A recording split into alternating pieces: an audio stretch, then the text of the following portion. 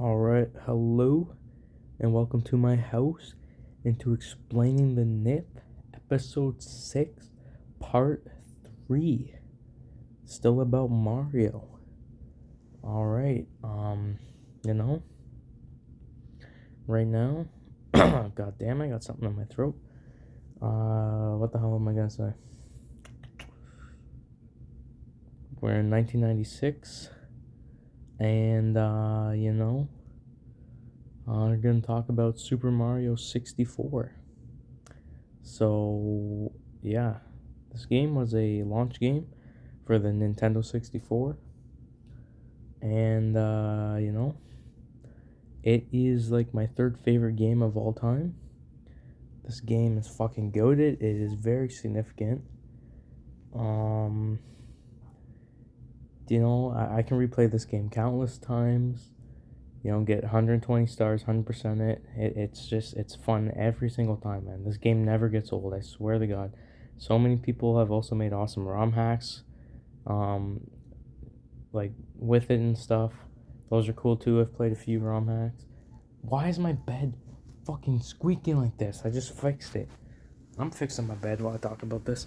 Because here's the thing, if my bed's too far away from the wall, then it squeaks like a bitch. If it's too close to the wall, then it actually hits the wall. So it's a good balance between but my bed never used to squeak, but then I fucking moved it around my room and then I changed it back and then I fucked it somehow. Okay, I think we're okay.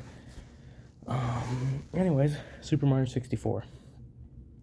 Yep, I can fucking, name all the levels. You got fucking, well, first I should probably talk about the story.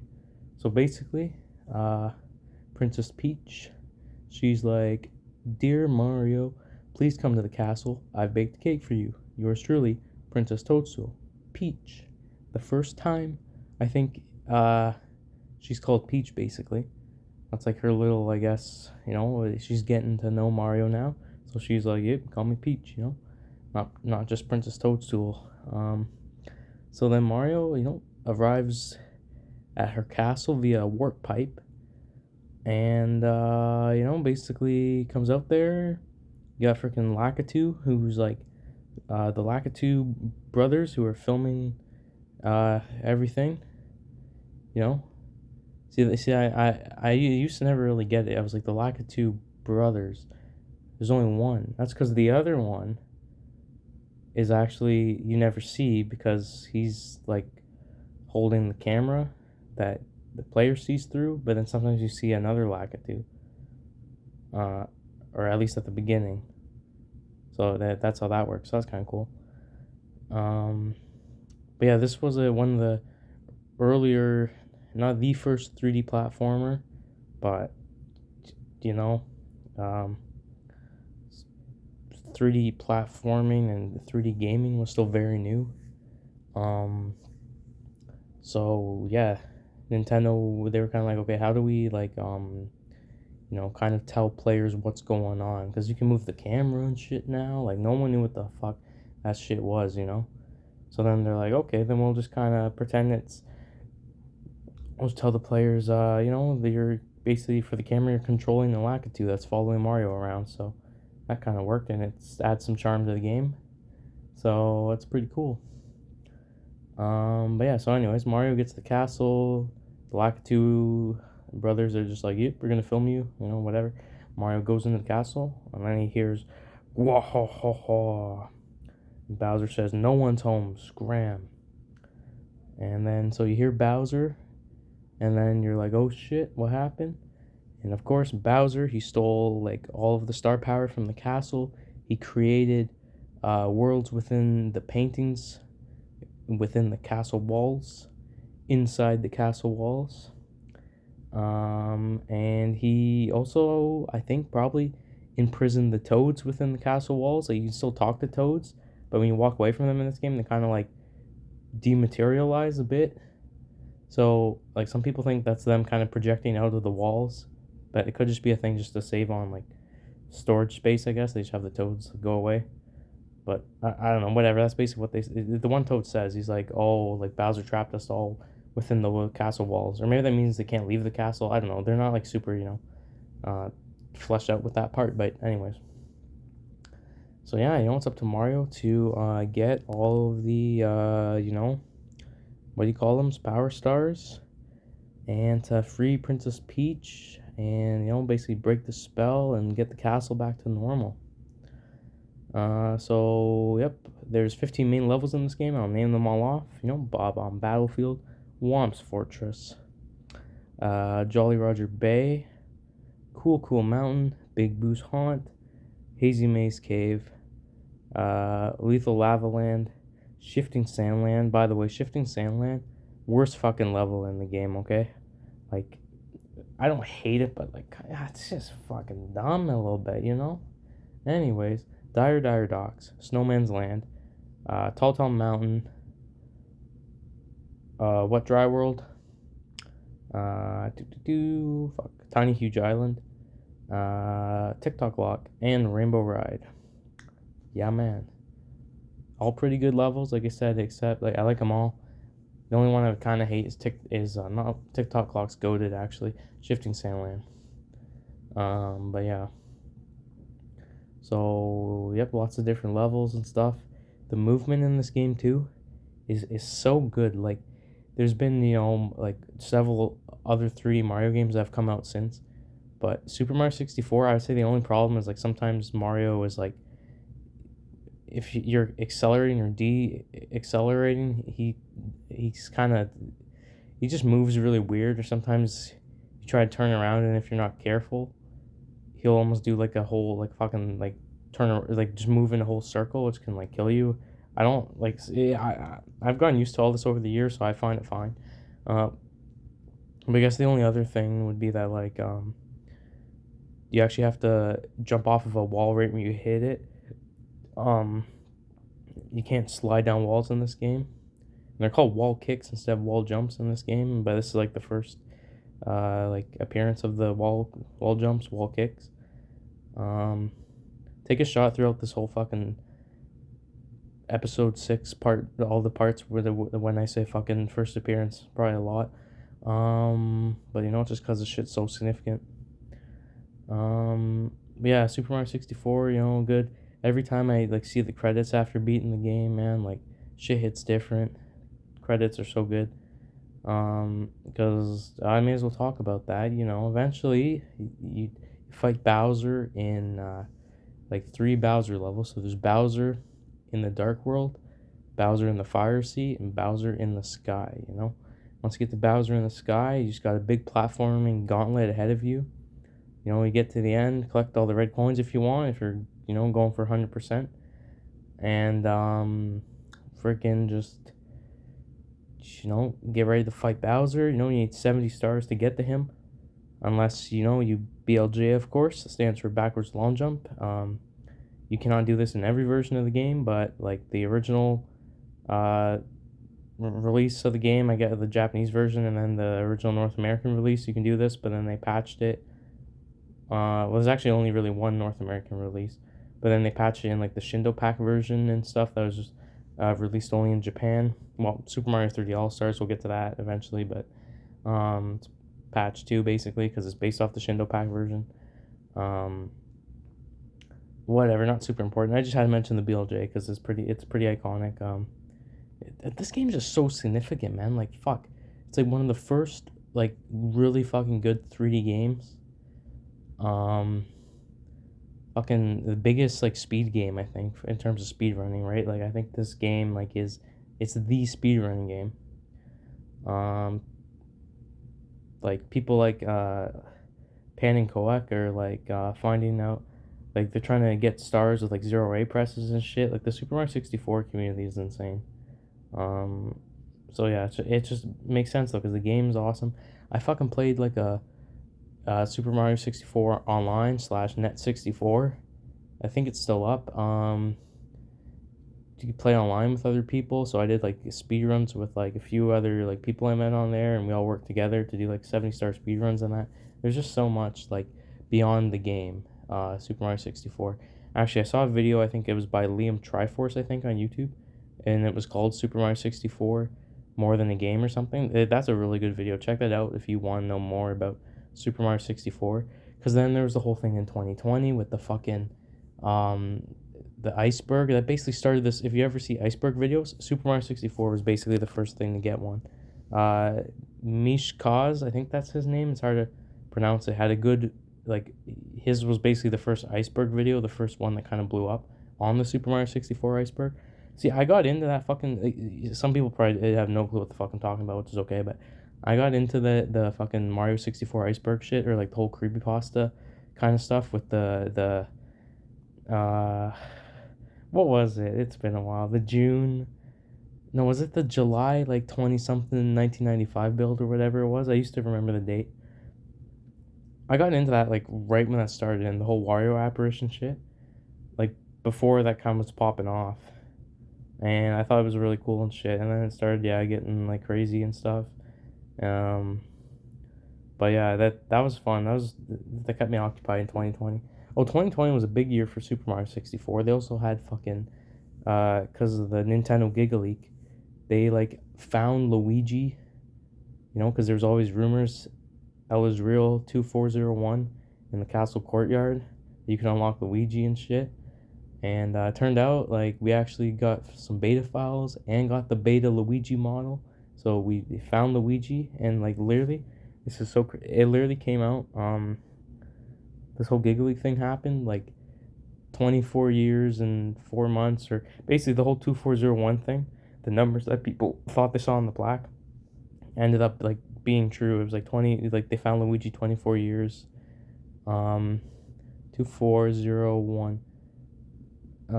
24 years and 1 month, I think, after the game came out. I think that's basically what it ended up being. So that was really cool. The prophecy did come true. Yeah, so there's just so much to talk about with Super Mario 64. That's why I just like love it. It's one of my favorite games of all time. I'm just jumping all over the place. I was talking about the ending. So you fight Bowser on this giant fucking platform in the sky, and he's fucking like rainbowy and shit. And then like you like all the Bowser fights, you gotta pick him up by the tail, swing him around, throw him into a mine. This time you have to do it 3 times. Mario says "So long, get Bowser," throws him into it. And then this time you do 2 hits, then the arena gets freaking like turns into the shape of a giant star. And then now you gotta get your one final hit, and then you finally hit Bowser and defeat him, and then he turns into a giant power star. Mario grabs that, and then gets the wing cap. I didn't even mention the caps. You got the wing cap, the metal cap, the vanish cap, all pretty cool. Like I guess they're like power ups of this game. And then Mario flies off. So yeah. Well, I just want to say, because this is weird, in Bowser in the Fire Sea, Bowser can like teleport, which is crazy. And I think when I talked about Super Mario Brothers, I was talking about how like, I can't remember if this was the recording I just did or the one that I lost, but how the game says he has like some kind of magic. So there you go. I guess if he's like teleporting, that's kind of cool. I think people forget that he could do that, so that's kind of crazy. Anyways, defeat Bowser. Mario floats down to the sky, puts his hand up in the air, with the giant power star. That ends up releasing he puts all the star power back in the castle basically, and then Princess Peach comes out of like the stained glass window, floats down to him, says Mario, or gives him a kiss on the nose. There you go. And she's like, "We have to do something special for you. Let's bake a delicious cake for Mario." And then so her and there's 2 toads beside her that just like stand there and look dumb. I'll walk into the castle, except the one toad who they forgot to like move off screen, and you can just see him standing there, and it looks kind of funny. And then I love this part so much, Mario, he's like going into the castle. This is like kind of almost from like a bird's eye view. This is what the player sees. And then Mario looks up to the camera, and then Peach is like, "Mario!" And then he comes running into the castle. But he's like looking at the player, being like, "Good job, you beat this game. You are an epic gamer." So yeah, and then the credits theme is such a bop. It's really good.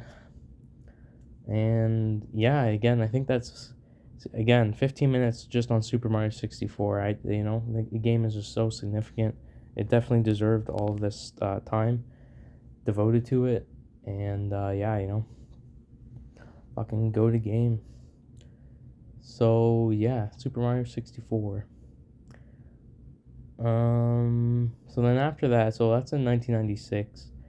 Um, then if we go to fast forward to I think 1997, that is when Mario Kart 64 comes out. The second Mario Kart game. This is one of my favorite Mario Kart games. Me and my two friends especially like playing this together just because every track basically has like a glitch that breaks the whole track if you okay well not I mean yeah every track does, but some of them are really hard to pull off. But there's a few like ones like the Wario Stadium, the hop over the wall, and the Rainbow Road fucking big jump like that are pretty easy to pull off. So it just becomes a battle of who can pull off shortcuts the quickest. But yeah, Mario Kart 64, great game. You have Wario now and Donkey Kong as playable characters. Got rid of Donkey Kong Jr. and Koopa, but you know, whatever.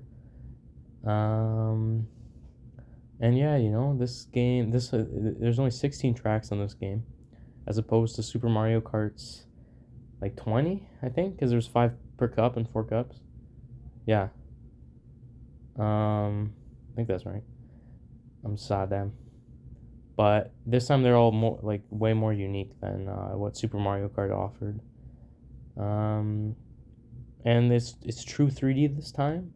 The characters you play as are 2D sprites, but the environments are all 3D in that. So, yep. Before I forget, I just wanted because I was talking about Donkey Kong Country last time. I think by now the Donkey Kong Country 2, Diddy Kong's Quest, and Donkey Kong Country 3 probably would have been out. I haven't played those 2 games, but I'm just saying they're probably out. Just mention them. Actually, I think I did talk about Donkey Kong Country 2 last time. Not 3 though, but 3 has Kiddy Kong in it. That guy looks sad, Dan. Anyways, there's that. Yeah, Mario Kart 64, it was just a good evolution for the franchise. You can have 4 players now, which is, amazing. The first appearance of the spiny shell, aka the blue shell, people hate that thing. This is back when it traveled along the ground. Because later blue shells would travel with wings in the air. Then in Mario Kart 7, they'd be back on the ground again. And they've been traveling like that on the ground since, except for Mario Kart Live Home Circuit, which they have wings again, which makes more sense for that game. But whatever, we'll get to all these other Mario Kart games. Don't worry. Yep. Mario Kart 64. Yeah, one of my favorite Mario Kart games. Battle mode's also really good in that one. None of the stupid fucking like 12 players and get points bullshit. Nah. You just have like your like up to 4 players. Bloom battles. You got basically your lives, right? You can get hit 3 times, and then if someone's out, then they're just a freaking bob bomb and they can screw other people over, which is fun. But this is just some really competitive shit. And you got like go to maps like, well, I mean, Block Fort's the one everyone's like, yeah, but that one is the best. But Big Donut, Skyscraper, there's 4 of them. Block Fort. What's the other one? I can't remember the other one. It's like basically, I think Block Fort, but not as cool. See, I can't even remember what it was, so I guess it's not that significant. But yeah. I should just mention some banger tracks from Mario Kart 64. Some of my favorites are Royal Raceway. I guess Toad's Turnpike for its bullshit. If you play that on mirror mode, the cars actually come at you, I think, which is like fucked. Like all of them. I haven't even unlocked mirror mode on like my save, but yeah. What else? Rainbow Road, obviously. Yoshi Valley, where the Game doesn't even know what place everyone's in, which is funny because there's just so many different pathways. Chocolate Mountain, yep, Wario Stadium. You know, yeah, Mario Kart 64. You know, no, I'm a big fan of like Luigi Raceway. I like the raceways, Mario Raceway. Worst track in that game would probably be Banshee Boardwalk. That one sucks. DK's Jungle Parkway's not too good either. Not a big fan of the snow ones. Although I do like Frappe, Snowland, Sherpetland, But other than that, all the tracks are bangers basically. So yeah, Mario Kart 64. Um, so yeah, nothing else really happened. I think in 1997. See, maybe Mario Kart 64 came out in '96 in Japan. It came out like a year earlier in Japan, or maybe not a full year, but like I just remember seeing the year and it was like different. But um, so yeah, then we can basically move into 1998, where I don't think really anything really came out for Mario.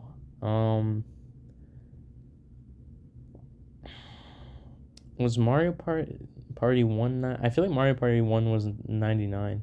Yeah. May as well talk about that. Mario Party. So that's the name of the game, the first one. It's just Mario Party, obviously. The most boards of any Mario Party game, which is still crazy because it's like the first one, but there's like 8, I think. Because you got DK's Jungle Park. Oh fucking hell.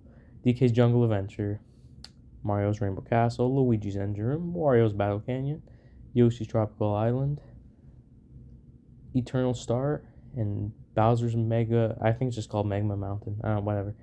No, yeah, Bowser's. Wait, that's 7. Peach's birthday cake.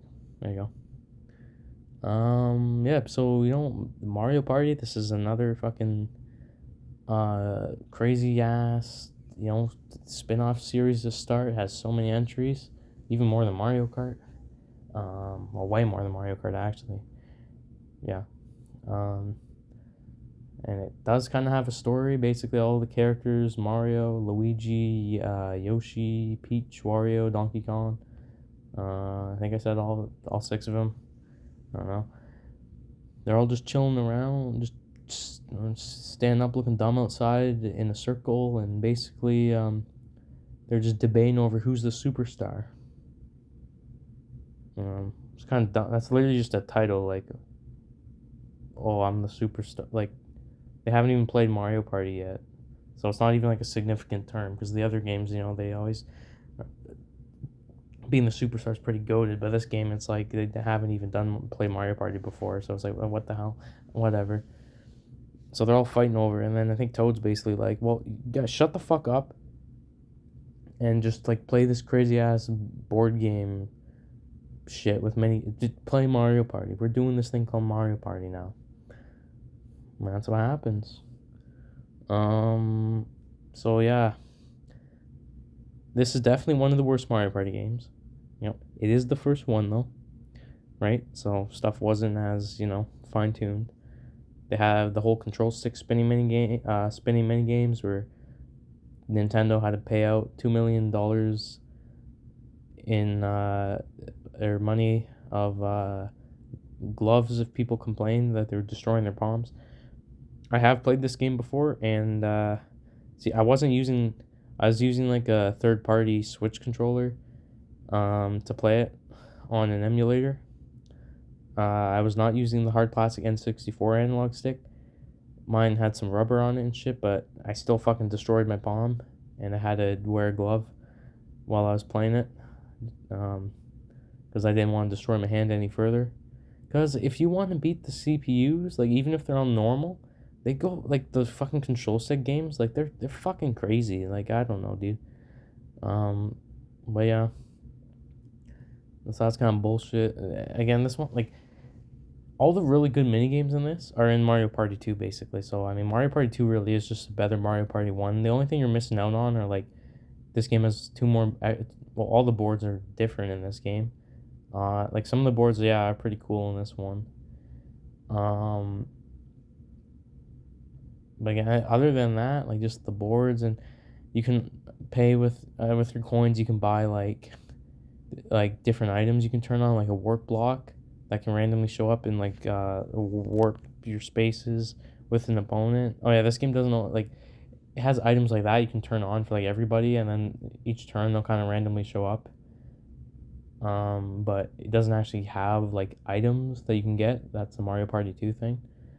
Um, Instead, I mean, there's like something similar. These mushroom spaces you can land on, and then it's like a dice block, and you either get like a poison mushroom or like a super mushroom, and you either lose a turn or gain a turn. Basically, that's all that is. But yeah, so then there's like a red block, green block, and a blue block, and they look like the Super Mario 64 cap blocks. And to be honest, I don't even know what they do because I've never played with them on those blocks. I don't even remember, which is kind of crazy, but they do something. So, yeah. This game also has freaking baby Bowsers in it, who, they're not Bowser kids. They're just like his henchmen, but they call them baby Bowsers. I don't know where the fuck they came from, but they're there. There's a whole bunch of them on the Eternal Star board. By the kid, unlock the boards, and I think Magma Mountain. You just have to play all the other boards once or something. Like it's not that bad. Eternal Star, I swear to God, you have to get like your save basically has to have 100 stars on it. So like, you have to play enough games to get 100 stars. But then there's like a kind of a cheat where it's like the last turn you can plug in 3 extra controllers, and then all those stars will save too, along with the ones you got as player one. But it basically, like, it just sounds like a pain in the ass to unlock that board, like through legit means. Like, I don't know why that makes it so hard. It's so stupid. Not even hard. It just takes a long ass time. It's really stupid. Um, that is a cool board though once you have it. But yeah, a little bit dumb. But that's Mario Party. Yep, the first in the Mario Party series. Can you believe that? Yep. So then what else we have? So I basically said we're in 99 now. So I think either next year 2000 or around this time. I think, yeah, both actually. I guess Mario Tennis and Mario Golf came out for the Nintendo 64, and for the Game Boy Color too. There's a Game Boy Color Mario Golf. I'm actually not even 100% sure there's a Game Boy Color version of, or fuck. Yeah, Mario Tennis is on the Game Boy Color and the Nintendo 64. Mario Golf is on the Nintendo 64, and yeah, that's on there's a Game Boy Color version, right? Yeah, there is. 95% sure. As you can see, I haven't played, no, I have played Mario Golf, or fucking hell, Mario Tennis on the Nintendo 64. That's the only, like I've only played actually one Mario Golf game, and we'll get to that, I guess, but, yeah.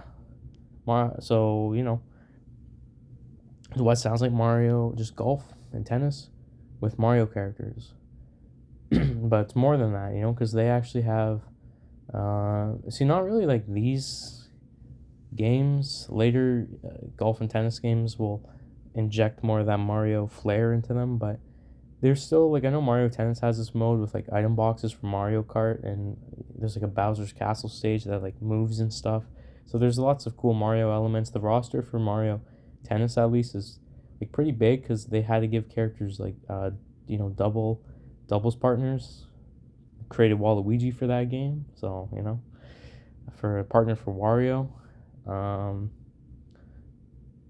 May as well mention this. Originally, they were gonna make like a Wah Peach, so like a bad version of Peach, but I guess they thought that would be probably the most ugly thing of all time, so they did not do that. Yeah, Donkey Kong Jr.'s in Mario Tennis on the N64 at least. It's like Birdo, Baby Mario, Boo, like a lot of just, yeah, because they needed a whole bunch of characters, so some like weird characters, but it's cool. Um, yeah, Mario Golf's the same thing. There's some random ass like human characters, and like I think like some of them you could kind of only play as or get with like a transfer pack, and you got to transfer between like the two versions of the games. So I'm talking about both tennis and golf because they're kind of similar. I think they're both developed by Camelot too. Um, which I think is their first time working on a Mario game. Um, I know that there's like one guy in Mario Golf has like Plum, and like there's a guy named Joe. I think he looks kind of cool. Joe Mama. There's some random ass humans, which is kind of weird, but I don't know. They're there, whatever. Um, and what else? I may as well mention like the Nintendo 64 DD or the Nintendo 64 disk drive, which was only released in Japan, but that had they're Mario games. It had like the Mario Artist series, which was like I think 3 games, but there was going to be more, but they canceled them because the thing didn't do well. But there's like Mario Artist, like there's the Polygon Studio, the what else is there? Is there a music one? I didn't even talk about Mario Paint, did I? When I talked to fuck. Okay, we're gonna probably go over a few things I kind of missed. Mario Paint, I never mentioned that on the Super Nintendo. Somehow, I don't know how I forgot about that. Again, I've never played it, but Mario Paint's pretty goated. It's just kind of what it sounds like. You can paint stuff, but there's also like a music creation tool and lots of other wacky shit. Came bundled with the Super NES mouse. So yeah, and people still make to this day like it's like its own separate program now online that people have made, but it's basically the same thing as on the NES or SNES, where like people make a whole bunch of songs in like the Mario Paint, like within the confines of what you could do in Mario Paint, which I think is really cool. But yeah, no, there's like 3 Mario Artist games on the Nintendo 64 DD. Yeah, that's all there's really much to say about that. I don't know. I think like one of them, at least, maybe all of them, you can connect to the internet and like maybe upload some of your shit back in the day. But yeah. What else? For some reason, I keep thinking about it. It's such a stupid fucking thing. It's not even a game, but there was like a something like I forget what it was called exactly. Something like I'm learning how to sew Super Mario or something back in the day in Japan on the NES, I think, where I think it came with a sewing machine, and could make like it would come with pre-designed Mario patterns that you could sew onto a sweater, make some Mario drip, which is like pretty cool. I just want to mention some random shit before I forget. I talked about Mario arcade games, but like there's some stuff like there's like I know that there's like Super Mario Brothers 3 like pinball. I think a few versions of like Mario Pinball. Um, Also saw there's like some Super Mario World slot machine game thing. See, I didn't really talk about any of that because like it wasn't really fucking significant. But just so you know, there are some other. We will get to more Mario arcade games, but there's just some random ass shit like that, or like when we talk more about Mario Party, we'll talk about them. Some they're not even really games. Like Mario Party has like some coin pusher machines and shit. I don't know. Anyways, whatever. I should probably get back on track. 34 minutes in, I really only talked about like 3 games. Not too great, but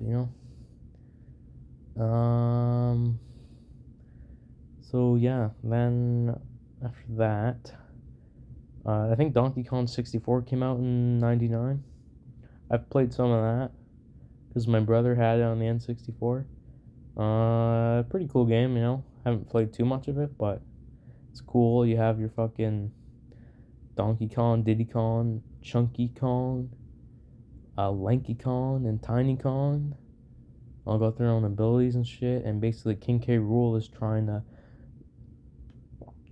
blow up DK Isle with his fucking Blastomatic. I think it's called. Just a giant laser thing. You gotta stop him. Spoiler alert, but the final fight takes place in a fucking boxing ring, which is pretty cool. Against him. Yeah, there's that. I guess Yoshi's Story would have been coming out around this time too. So the second, Yoshi game, I guess. And it has like a storybook art style. The Yoshi games always have a cool art style. Because the first one, the Yoshi's Island, kind of looked like, well, that also kind of looked like a storybook or like paint or I don't know, something that looks cool. But yeah, Yoshi's Story is kind of, what goes on in that game. There's like the super happy mega tree or the something stupid like that. And kind of forget what happens.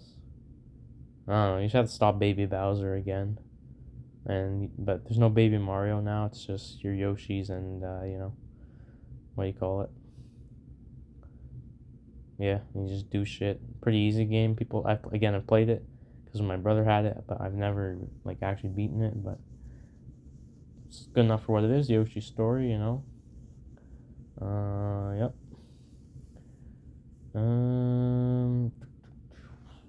I guess now we can probably talk about Paper Mario, which came out in 2000, maybe 2001, one of the two. So the second RPG Mario game released on the Nintendo 64. And in this game, basically, everything's made of paper. Wow. Because it's called Paper Mario. But this game originally had the title that was literally Super Mario RPG 2, basically. But then it still had the paper art style, but then it kind of became its own thing, and they just called it Paper Mario. But I think basically in this game, Bowser steals the Star Rod. I've played this, not all of it, but I don't know, first few hours of it maybe. And Bowser steals the Star Rod from fucking I was gonna say Star Haven, but I think that's a place in Super Mario RPG. The fucking Star World shit, magical Star World, something like that. And that's not good because I think that thing can grant its user any wish that they want. And like Bowser kind of uses it to become really powerful, and then this is at the beginning of the game. Actually, basically defeats Mario.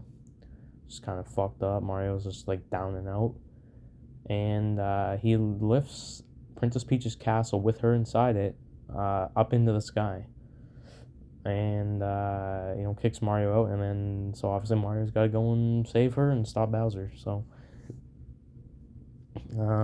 yeah, a lot of unique characters in Paper Mario. You got your partners. There's Goombario and Bombette and Cooper, right? Yeah. I'm not a huge Paper Mario guy. I know some people are really into it, but I don't know all the partners in that game. The fucking Sparky dude, I don't fucking know his name. But yeah, there's lots of cool locations in that.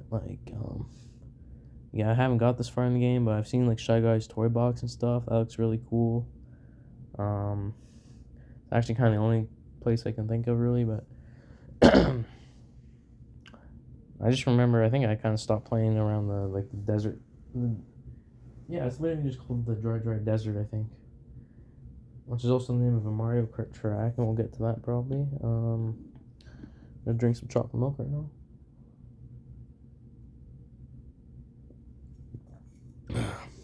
Yeah, man.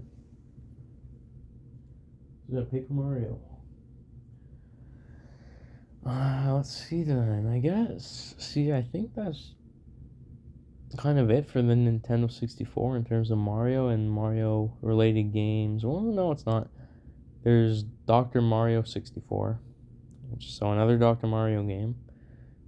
This one, I haven't played this game either, but there's Wario is in it. I want to say Metal Mario's in it for some, or no, there's a Metal Dr. Mario. It's multiplayer, so that might be a power up or something. But I think it kind of does actually have a story, which is like kind of crazy for like a Dr. Mario game. But yeah, Wario's in it and stuff. Looks cool. I should definitely play it, but again, I'm not super into puzzle games. And like the only Dr. Mario game I've actually kind of played was like Dr. Mario Express, DSiWare game, and I think I played a bit of the NES version, but a bit of Dr. Mario World probably, but yeah. So yeah, there's that. And then now I think that's it for. I'm fucking dumb. I just Mario Party 2 and 3, duh. Um, Mario Party 2 came out in 2000, I'm pretty sure. At least over here. And like this time, there's like a whole kind of like theme park, and they want to name it. All the 6 characters again from Mario Party 1. You know, Mario's like, I want to be called Mario Land. Luigi's like, no, Luigi. I don't even think Luigi like even cares. I think it's more Wario's like, yeah, it should be called Wario Land. So they're fighting over who should uh, get to name the land. So then, of course, again, I think Toad's basically just like, well, let's just play Mario Party again and then see who becomes a superstar. So this game, in each board now, the characters dress up to fit the theme, and each board is kind of based off of like movie. I guess movie tropes is a good way to say it. You got Western Land, Pirate Land, Space Land, Horror Land, Mystery Land, and Bowser Land. Okay, Bowser Land's kind of its own thing, but yeah, and then there's like kind of some story with each board. Like Bowser's always like the bad guy, and you have to defeat him and stuff. Lots of new mini games that are good. Brought back all the old ones from Mario Party 2. You have items now, bank spaces. I don't know why I chose to highlight bank spaces of all things, but why not? Dual mini games, battle mini games, but the dual mini games on each board are different too. Bed squeaking again, fuck me. So yeah, Mario Party 2, it's one of my favorite Mario Party games. I think that's the same for a lot of people. It's just a really solid game. Solid mini game, solid board selection, not some bullshit like some of the other later games had. It's like simple but like good, I think that's why Mario Party 2 is a favorite among people. And I think it was the first Mario Party game I played as well. Got it on the Wii Shop channel back back in the day. Fuck, I'm dying. So yeah, Mario Party 2. May as well talk about Mario Party 3 coming out in 2001. This time, the game kind of has like a toy box theme going on, and yeah, there's the Millennial Star, this old looking star dude, and he's basically, I guess, again, he's like, you just play Mario Party. You got, instead of Toad kind of being the main guide after him, because you kind of like, you buy the stars from him on the star spaces, and then Tumble, who's like a toad but his head's like a dice basically, or a die, because it's singular. One is the guy that he tells you about all the mini games. So this game's mini games, they're all 100% brand new now. I think you got 6 boards again. Chilly Waters, Waluigi's Island, which you have to unlock. Spiny Desert, Creepy Cavern, Woody Woods, forgetting one, Deep Blooper Sea. So, yep.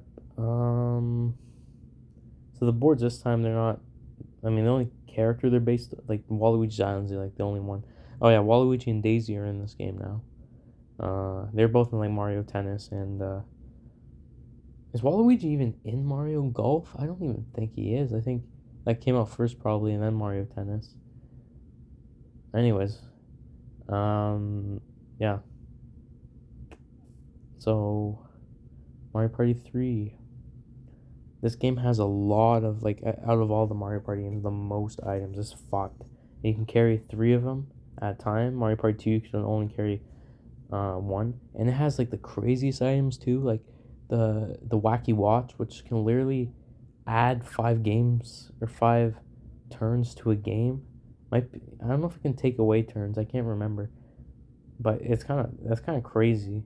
I mean, you can like actually do this now in Superstars via the menu options, basically. But so it's just kind of yeah, it's crazy. The reverse mushroom, which is like kind of broken if you know how to use it, you can just fucking go backwards.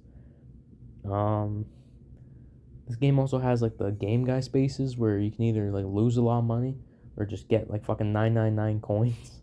Like the Mario Party 3 can be fucked, but like in a good way. I haven't actually played this much of this one.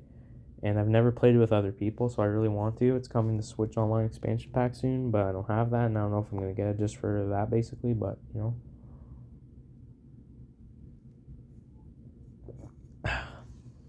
where's that? Oh my god. But yeah, no, Mario Party 3 is really good. That's definitely one of the best still. But yeah, I would like to play it more. I mean, it got the most mini games in Superstars, so I guess it's good. You know, that just kind of tells you it must be kind of good if they're doing that. So yeah,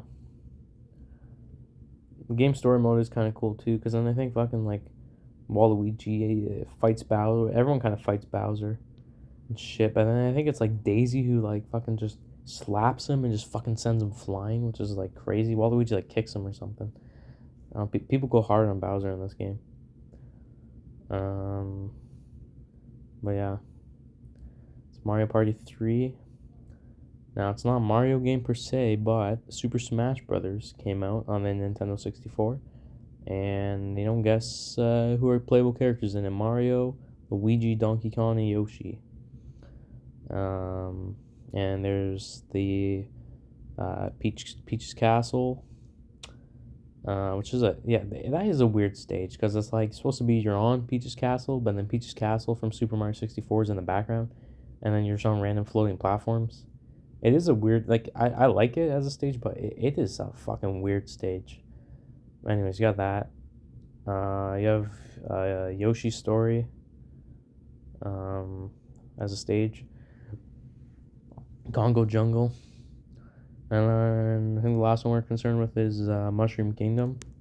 It just looks like a stage from the original Super Mario Brothers. And there's Mario items too, obviously. The red shell, the green shell. Is there even bananas in that game? I don't even know if there is. So yeah, you know, I'm sure everyone knows what Super Smash Brothers is, but you know, basically just a fighting game with Nintendo's All-Stars at the time. And yeah, I'm sure we'll be talking about its sequel very soon. But yes, Super Smash Brothers on the Nintendo 64. Pretty good game, and lots of people kind of forget about it nowadays, but it I guess still holds up. You know, it's again, it's not the best Smash game. I don't think anyone would really agree, but it's cool. It's got a cool modding scene in the last few years with like Smash Remix and stuff. I haven't played it, but I've seen videos of it. It looks really cool. So shout outs to the Smash Remix team, I guess. So there now I think that's all the Mario stuff on the N64 basically wrapped up. So yeah. So now we're in, I guess, like 2000 still. Game Boy Color, there wasn't much.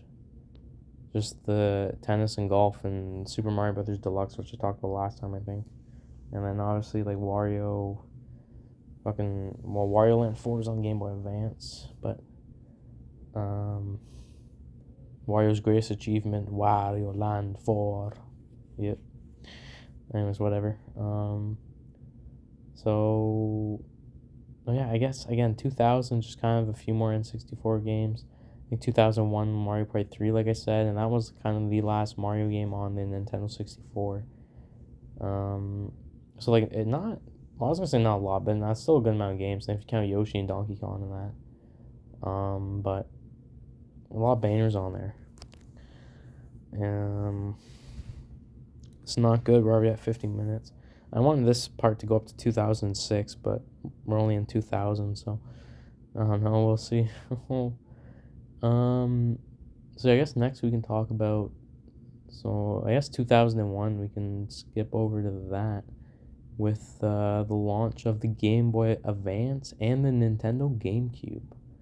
So, there's a few things to talk about here. First of all, let's get the Game Boy Advance out of the way.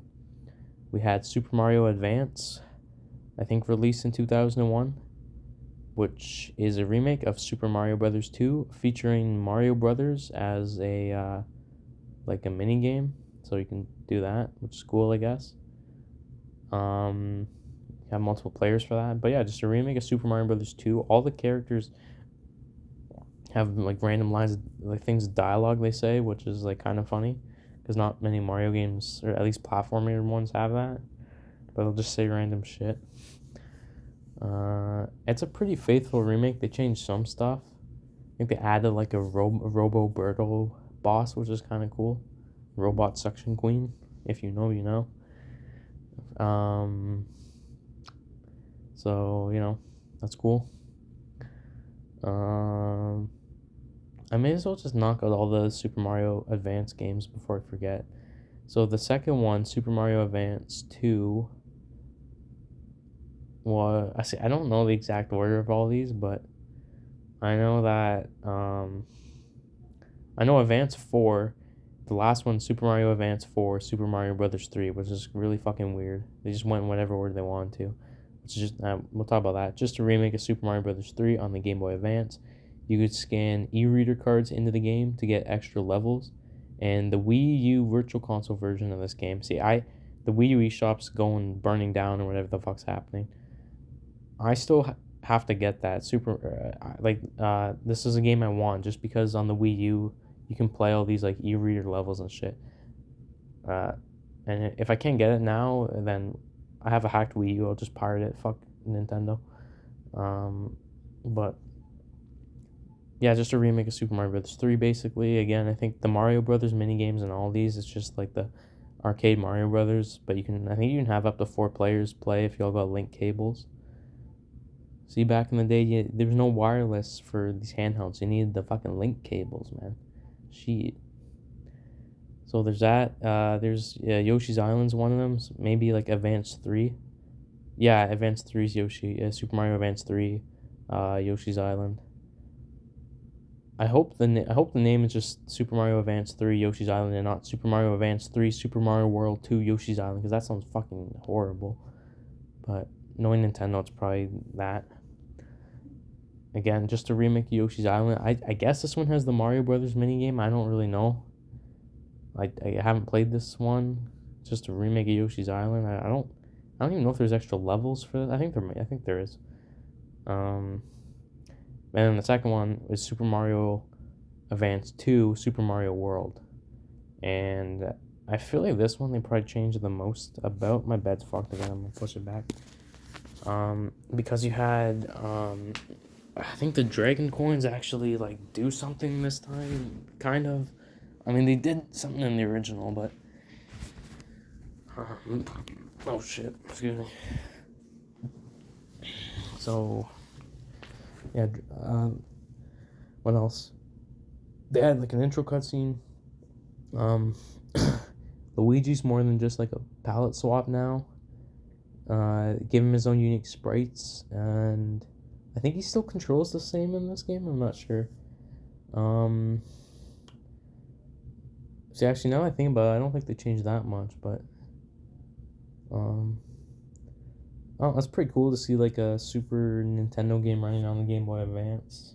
Like, I don't think they had to make too many compromises when bringing it over. So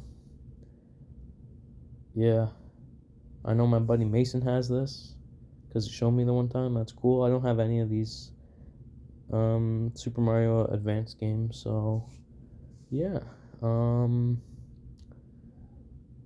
Just knocked that out, all those. So yeah, there wasn't a mainline Mario game on the Game Boy Advance. It was just random, just these like remakes basically, which is kind of weird. I mean, talk about this. There is like fucking the classic NES series, Super Mario Brothers, which is just a remake of Super Mario Brothers, or rather like a port onto the Game Boy Advance. We already had Super Mario Brothers Deluxe on the Game Boy Color, and I think that game has more content than this game. I don't really know why it exists, but it does. I talked about the e-reader briefly. May as well talk about that now, because there was Donkey Kong, Mario Brothers. No, those two for sure. Probably Donkey Kong Jr. were on the. See, basically there was like packs you could get. E-reader basically plugged into your Game Boy Advance. You could scan these like cards, almost like trading cards, and you can do stuff on the Game Boy Advance. But it was kind of dumb because they had shit like, yeah, if you wanted to play like Donkey Kong Jr., you could scan 5 cards or something, all back to back. Maybe it takes you a few minutes, and then wow, you can play Donkey Kong Jr. on your fucking Game Boy Advance. Good for you. But it's funny because some of these games they did that thing for with the cards. I think you could just buy them like for the classic NES series they did on the Game Boy Advance. Like I think Excite Bike was one of them that was offered as just buy the game or get these cards and scan the cards in. It was like the same thing. I mean the e-reader flopped, didn't do too good, so I don't know. But it's just yeah, we'll be talking about it again, because we're not done with that yet. But we're only in 2001, so well, that's kind of the Game Boy Advance side for now, I guess, whatever. On the GameCube, though, we had Luigi's Mansion coming out in 2001, launch title, where basically Luigi won a contest. He didn't even enter. He won a mansion, and it looks really spooky. He pulls up at the map, and finds out it's infested with ghosts. And he meets Professor Elvin Gadd, or Professor E. Gadd.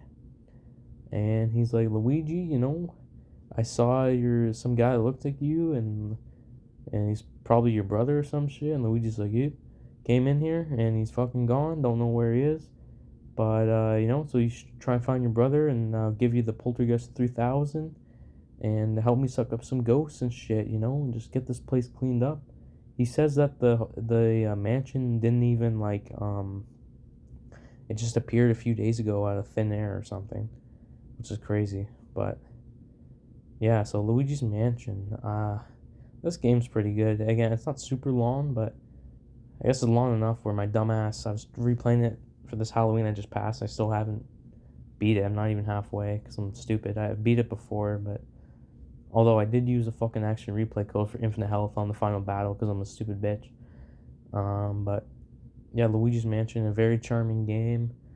Really Luigi's breakout starring role, if you'll say. He had Mario was missing, but no one gives a fuck about that game. But yeah, this game, King Boo actually kidnapped Mario. And dude, the ending of this game is so nice. Like Luigi, like you save Mario. So you actually fight. It looks like you're fighting Bowser at the end of this game, but it's King Boo and a giant like a mecha Bowser thing he built. I guess it's crazy. But anyways, you finally save Mario, and Luigi just fucking starts crying, bro. He thought this guy was like dead, I think, and he just cries tears of joy that he just like fucking, because the Mario he shoots out of it because he was like turned into he was like stuck in a painting, and EGAT has this like machine where it turns paintings back into like not paintings. So then Mario shoots out of it and like bangs his head on the wall or some shit, and he's down and out. But Luigi, he's laughing and crying at the same time. He's laughing because it was funny, but crying because he did not think he would see Mario again. So he's just so overjoyed. The guy really went through a courageous character arc with some development. Saving Mario. This game has lots of cool, enemies that only appeared in this game, really, with all the ghosts, the portrait ghosts and stuff. Yeah, some crazy ghosts and shit. Yeah, game. I mean, for a Mario game, I guess like kind of dark, just because I mean they're ghosts and they died. Um, so that's cool, I guess. Like there's like dead kids and shit. Uh, so yeah. First like boss battles against a dead baby, Chauncey, that guy. Um, mhm. Pretty crazy, pretty crazy. Um, and yeah, Luigi's Mansion. It's a cult classic, and it would later get remade on the Nintendo 3DS, but we'll get to that when we get to that. All right, we're at an hour. Damn, I got pissed soon too. This ain't good. Um, let's see now. I don't want to stop just yet. So then after Luigi's Mansion, um, 2001, well, Super Smash Bros. Melee came out, which again just so happens to have it's significant enough where I'm gonna mention it, you know. So they added Bowser and Peach and Dr. Mario to the cast of like Mario characters. Some new stages like Mushroom Kingdom 2. Um, Mushroom Kingdom got a redesign. Looks a bit different now. I think the melee version's better. Kind of. It's like easier to fight on and shit. Um, Fuck. What other Mario stages were there in that game? Oh, print. I talked about no. I think it's just called Peach Castle or Peach's Castle, the one from Smash 64. But we have Princess Peach's Castle now, which is one where you actually fight on top of the castle, and it's not like floating platforms in the sky that kind of look like a castle above a castle. It's like an actual castle, and there's like bonsai bills that will fly into the thing and blow up eventually. So it's kind of cool. Um, is that it for Mario? I mean, Donkey Kong got Congo. I want to say Congo Jungle, but then wasn't that the name of the one in the first game? Some other Donkey Kong stage. I don't know. And then there was also Yoshi's. No, this is It's weird because it's another Yoshi story. I think it's just called Yoshi Story. But then what was the one called in the fucking first game? I think it might have been called the Super Happy Tree in Smash 64. Whatever, it's another Yoshi Story stage. I do like that one, the one from Melee. Um, but yeah, and there's some Mario trophies in that game, obviously. But yeah, just gonna mention that again because it's more. Oh, you have Yoshi's Island.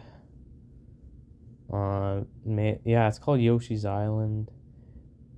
I like to call it because there's a Yoshi's Island stage in Brawl, and it's not. Well, it is Yoshi's Island, but it's not like it's Super Mario World is based off of. So this mod for Brawl that I play, Super Smash Bros. Project Plus, they call it Dinosaur Land. I think that's a better name for it. That kind of implies like, oh, Super Mario World. So, but it's the one where you have the slanted pipe at the edge. The other one's like the slanted cliff, and then you have the turn blocks or whatever on the bottom, and then like above you. So that's a fun stage to fuck around in. Yep, so that's Super Smash Bros. Melee. And I think that's it for Mario in the year 2001 for the most part. So then I guess we'll talk about 2002, where we have Super Mario Sunshine, the next mainline game after Super Mario 64. Another 3D game. And this is a fun one, I have 100% of this, and it was a little bit of a pain in the ass. The blue coins, like everyone says. But it's a pretty crazy game. Considering Mario and Peach and Toadsworth, who's a character now, he's here. First appearance of him. They're all going on a Princess Peach's private jet, and they're going to Isle Delfino for a vacation because they're pissed off at Bowser still for being a fucking dumb cunt.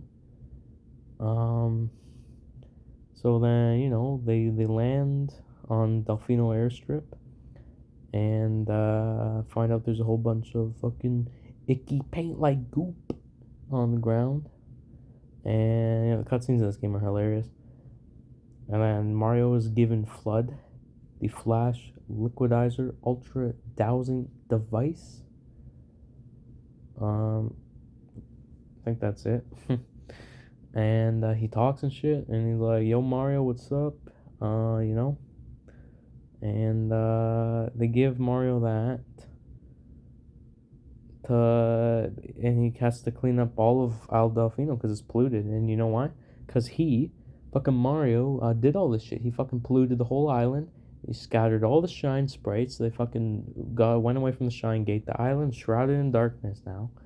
And yeah, Mario is responsible. There's like posters put up that say wanted, and it has a sketch of Mario on it. So he goes to fucking court, and Peach tries to testify for him and doesn't work. Then he goes to fucking jail. He's thrown in jail for a night with Flood. And Flood's like, we have to do the best we can to fucking make the best of the situation. Or something. And then basically what they do is they're like, you know what, Mario, you're a fucking scum. But if you clean up this island, all is forgiven. You made the mess, you clean it up. Now we know it's not Mario. My boy would never do such a thing. But you know who it is? Shadow Mario.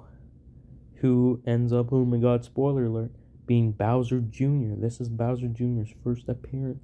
The only son of Bowser. And, that's a classic scene where you at Peanut Park, after the Mecha Bowser fight, I think, you find out, he's like, he thinks that Peach is his mama. He's like, oh, you're trying to take Mama Peach from me. And then she's like, I'm your mama? Now that does sound kind of sus. I'm your mom. Like, well, I guess not, because you just think she'd be like, what the fuck? Like, but you can also see it as like, oh shit, Bowser didn't have protection on properly?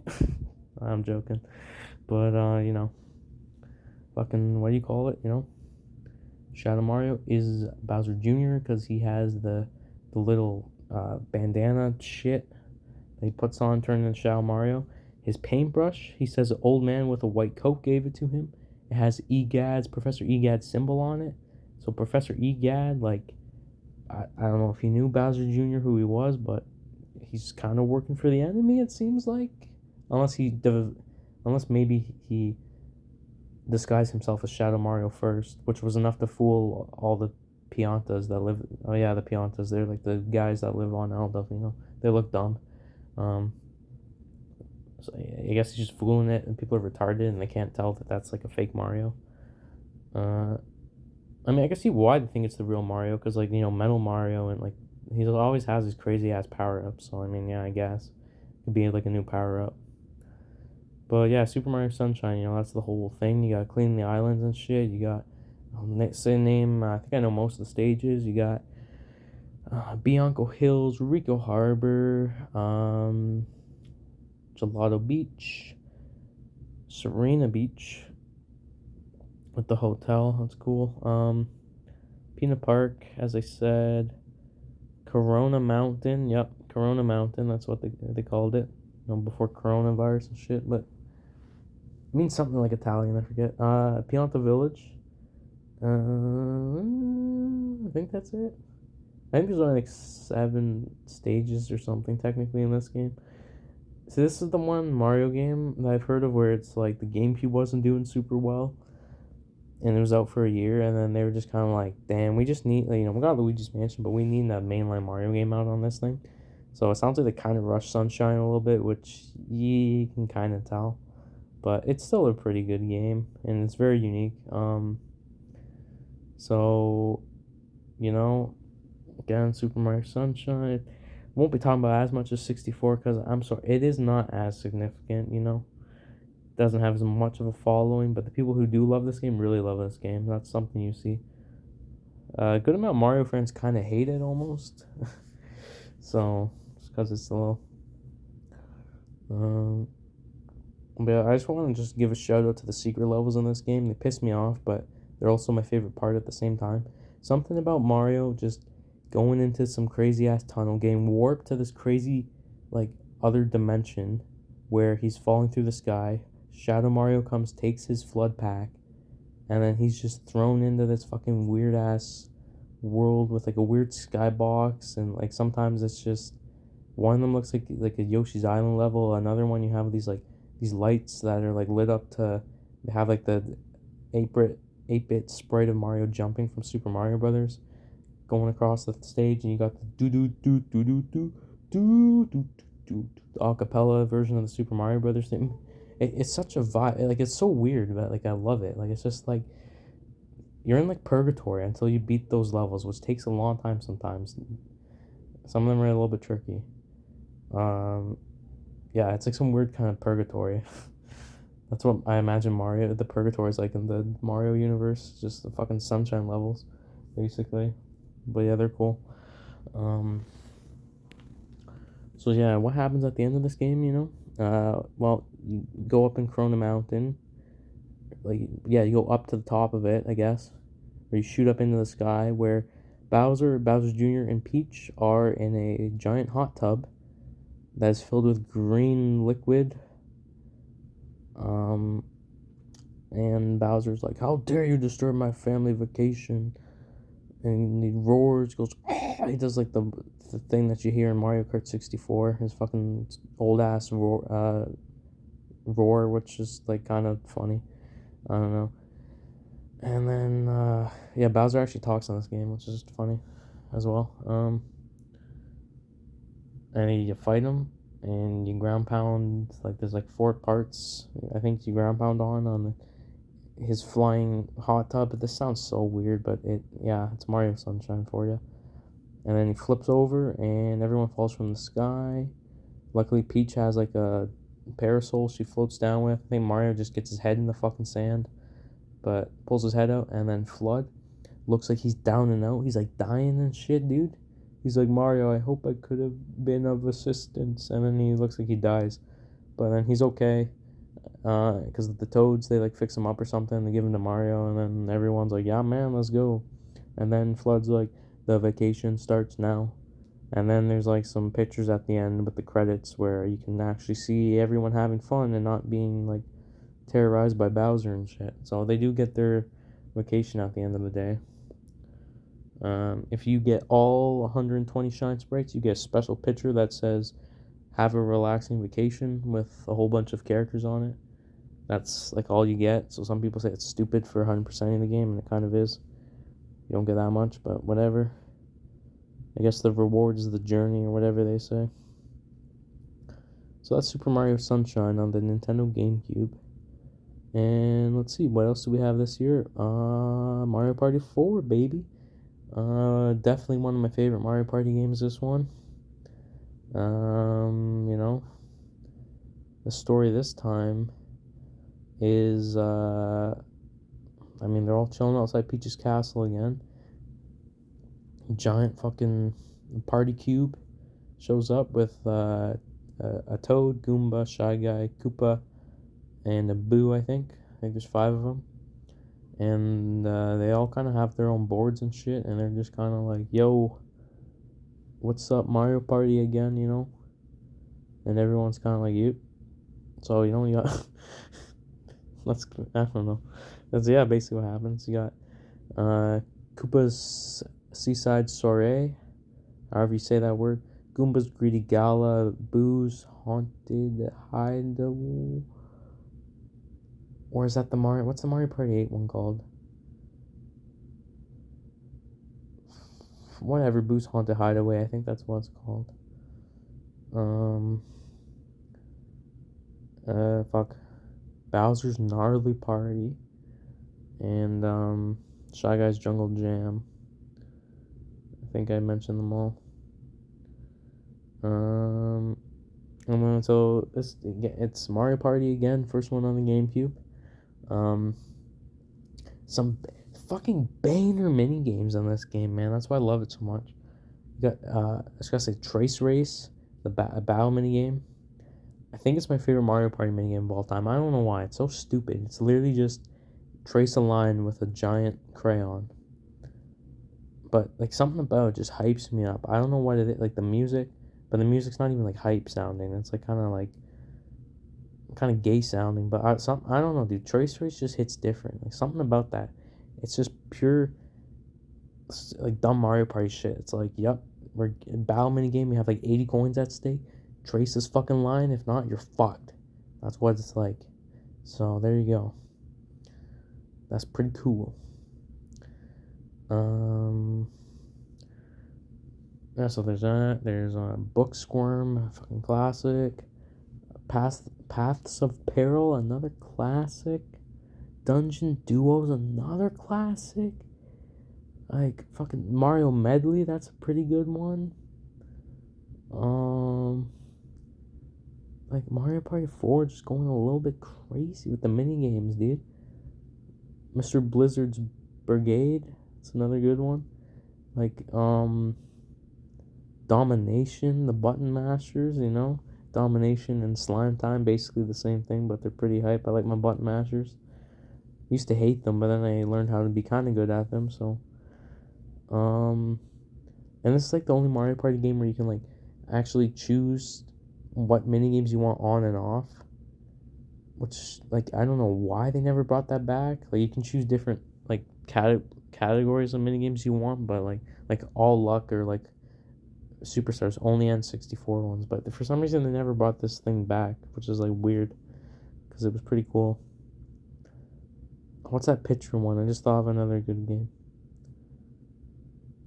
I can't remember the name of it, whatever. But yeah, dude, Mario Party 4. I had the fucking Toad's Midway Madness. I never said that, the one board. It has some less items, a few new ones. Most notably, the Mega and Mini Mushrooms. Which, you know, Mini Mushroom makes you tiny and you roll 1 to 5, I think. Yeah. And you can go into special like mini pipes that have special mini games that only you can play if you're small. Yeah. Kind of basically what the Mini Mushroom would be known for, starting with like New Super Mario Brothers 2, is sometimes it's just kind of like, oh, you're small, now you can go in the special pipe, here you go. I don't know. They use it for weird shit sometimes. But anyways, Mega Mushroom, which you get to roll 2 dice blocks, I think, and then you can like crush any opponents you go past. I think you steal half their coins when you jump on them as a Mega dude. Mega Mushrooms can also be used to fight on Bowser's Gnarly Party. If you pass Bowser, you can fucking do Bowser Wrestling, which is pretty dope. And then there's like another one, but I forget the name of it, but there's like these trapdoors that open and you gotta not fall in and stuff. Koopa Kids are back again. Not Bowser Jr. Bowser Jr. wouldn't be seen in Mario Party until like Mario Party like DS, I think, which is kind of crazy, but yeah. Yeah, man. So Mario Party 4. Yep, again, I guess there's not a lot. It's another Mario Party game, right? It's the 4th one. You kind of know what to expect. The Genie School in this one, he was in Mario Party 2 first, but this one he like pats his fat belly and then you like jump on his back and fly, and it's kind of cool, I guess. No, you don't even jump on his back in this one. He just like jumps off the ground, and because he's so fat, you go flying into the air and like land at the star. So that's cool. Yeah, Mario Party 4. I played this one a few times with the boys. This one's always fun. It hits a bit different. Actually, no, this game is kind of significant because it's like the first thing, like the first redesign of like Princess Peach and Daisy. Like you say, start with Luigi's Mansion is when, because we're going now from like the characters are looking more, because the N64 games, they look, because they're 3D now and like they're rendered, like N64 has its own style, you know, to the Mario characters. But now the GameCube era is where like they really start to look like how they look today. So, and this kind of starts with Luigi's Mansion, then Super Mario Sunshine a bit, and then but Mario Party 2 was really where it's like, yeah, okay, this is how the characters are gonna look for like the next fucking 20 years or whatever, basically. So, and all the same playable characters from Mario Party 3 return. So, it's literally just the original 6 plus Daisy and Waluigi. So I think that's it for 2002. We may as well go on to fucking 2003 then. Which again, I don't think there's too much to talk about here. There's just Mario and Luigi Superstar Saga. So the first Mario and Luigi game. So the third RPG Mario game, but like this, I guess Super Mario RPG isn't really a series because it's only one game. But Paper Mario, Mario and Luigi are definitely their own series. So there you go. It's like 2 series.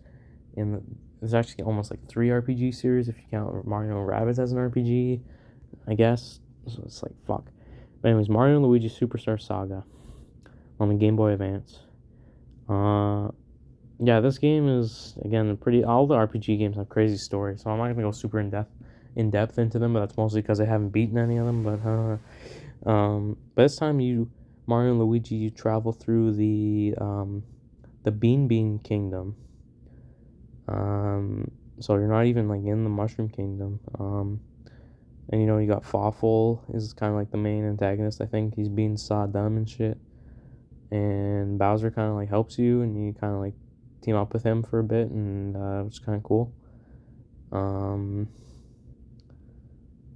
But yeah, so it takes place in the Bean Kingdom. I think Fawful stole Princess Peach's voice. That's kind of what this whole shit's about, and I guess you have to get it back. But yeah, Bowser kind of ends up helping you or joining you a bit. I think, if I remember correctly.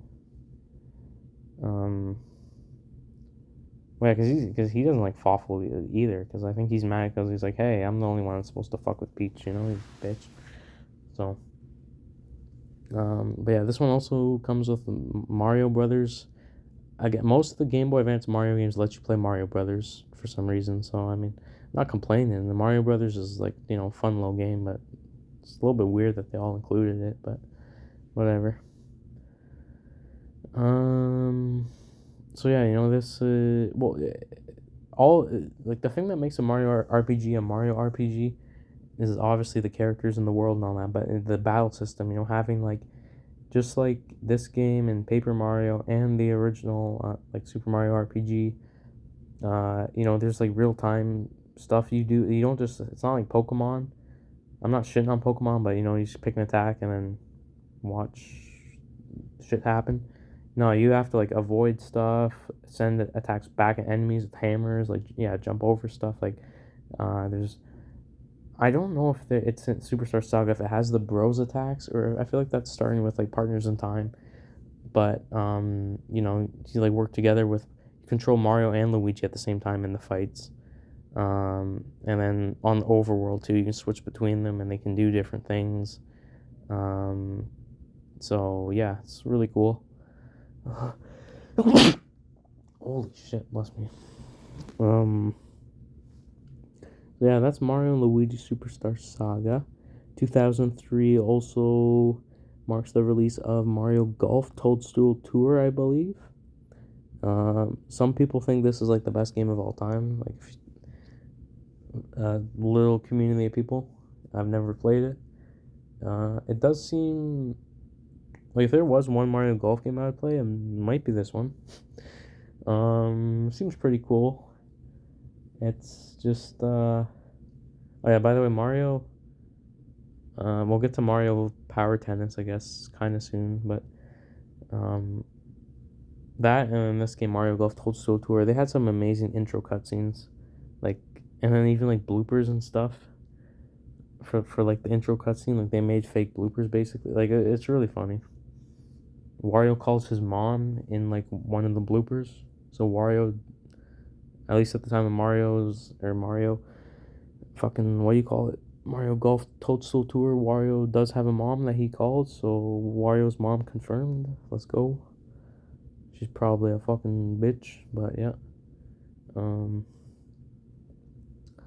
So yeah. Damn it. I don't want to go all over the place, but I feel like I miss talking about last two episodes. Super Mario Brothers: The Great Mission to Rescue Princess Peach, which was the Mario anime film that came out in, I think, in '86 in Japan. I've seen that. I might watch that again because now that I'm actually getting into anime more, I think it'd be cool for me to watch that again. But yeah, I just felt like I should mention that, I guess, because I forgot about it last time, and it's like kind of significant and pretty cool. Anyways, back to fucking.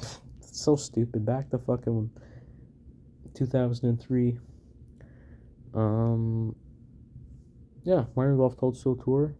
I don't really have much to say on it. But like it's a really good game. Like not even just a really good golf game, right? Some people think like just in general it seems to be a really good game. But yeah, I don't really know. Like it's not really much. I don't think there's much story to it really. It's just kind of like, oh yeah, we're playing golf, you know. But yeah. I think P. Piranha's in it. Shadow Mario is playable character, so they've got some sunshine representation, which makes sense. Yeah. And then 2003, Mario Party 5 came out.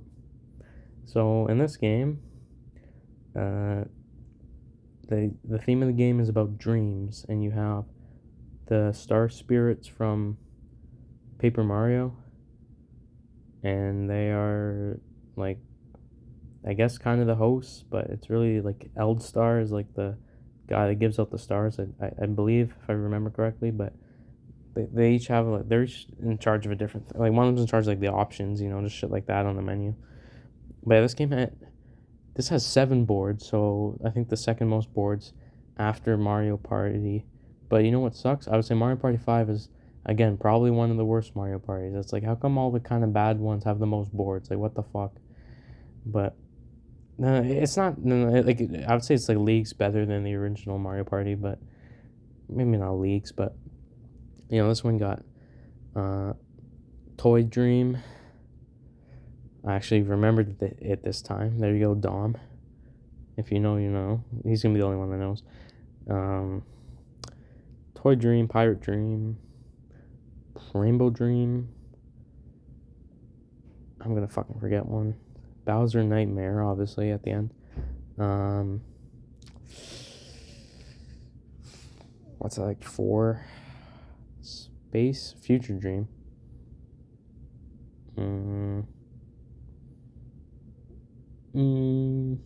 Undersea Dream, and I'm missing one. Sweet Dream. There you go. So yeah, they're all based off dreams. This game has a few new playable characters. I think Toad and Toadette, and yeah, baby Bowser. Although I feel like by now they called him Koopa Kid. Yeah, Koopa Kid, but he's basically like the same character, I think. It's cool that he's playable, but yeah, so they're all playable. No Bowser Jr. still, which is weird, kind of, but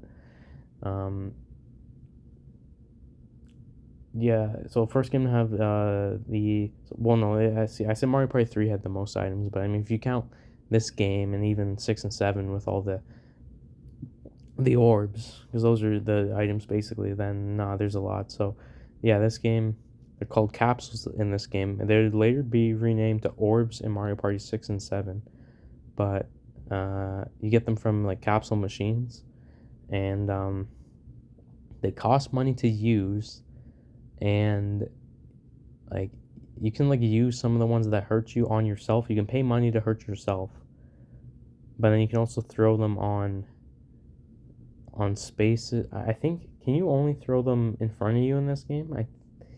I want to say yes, but I'm not sure. Maybe not behind you like in 6 and 7, just in front of you, I think.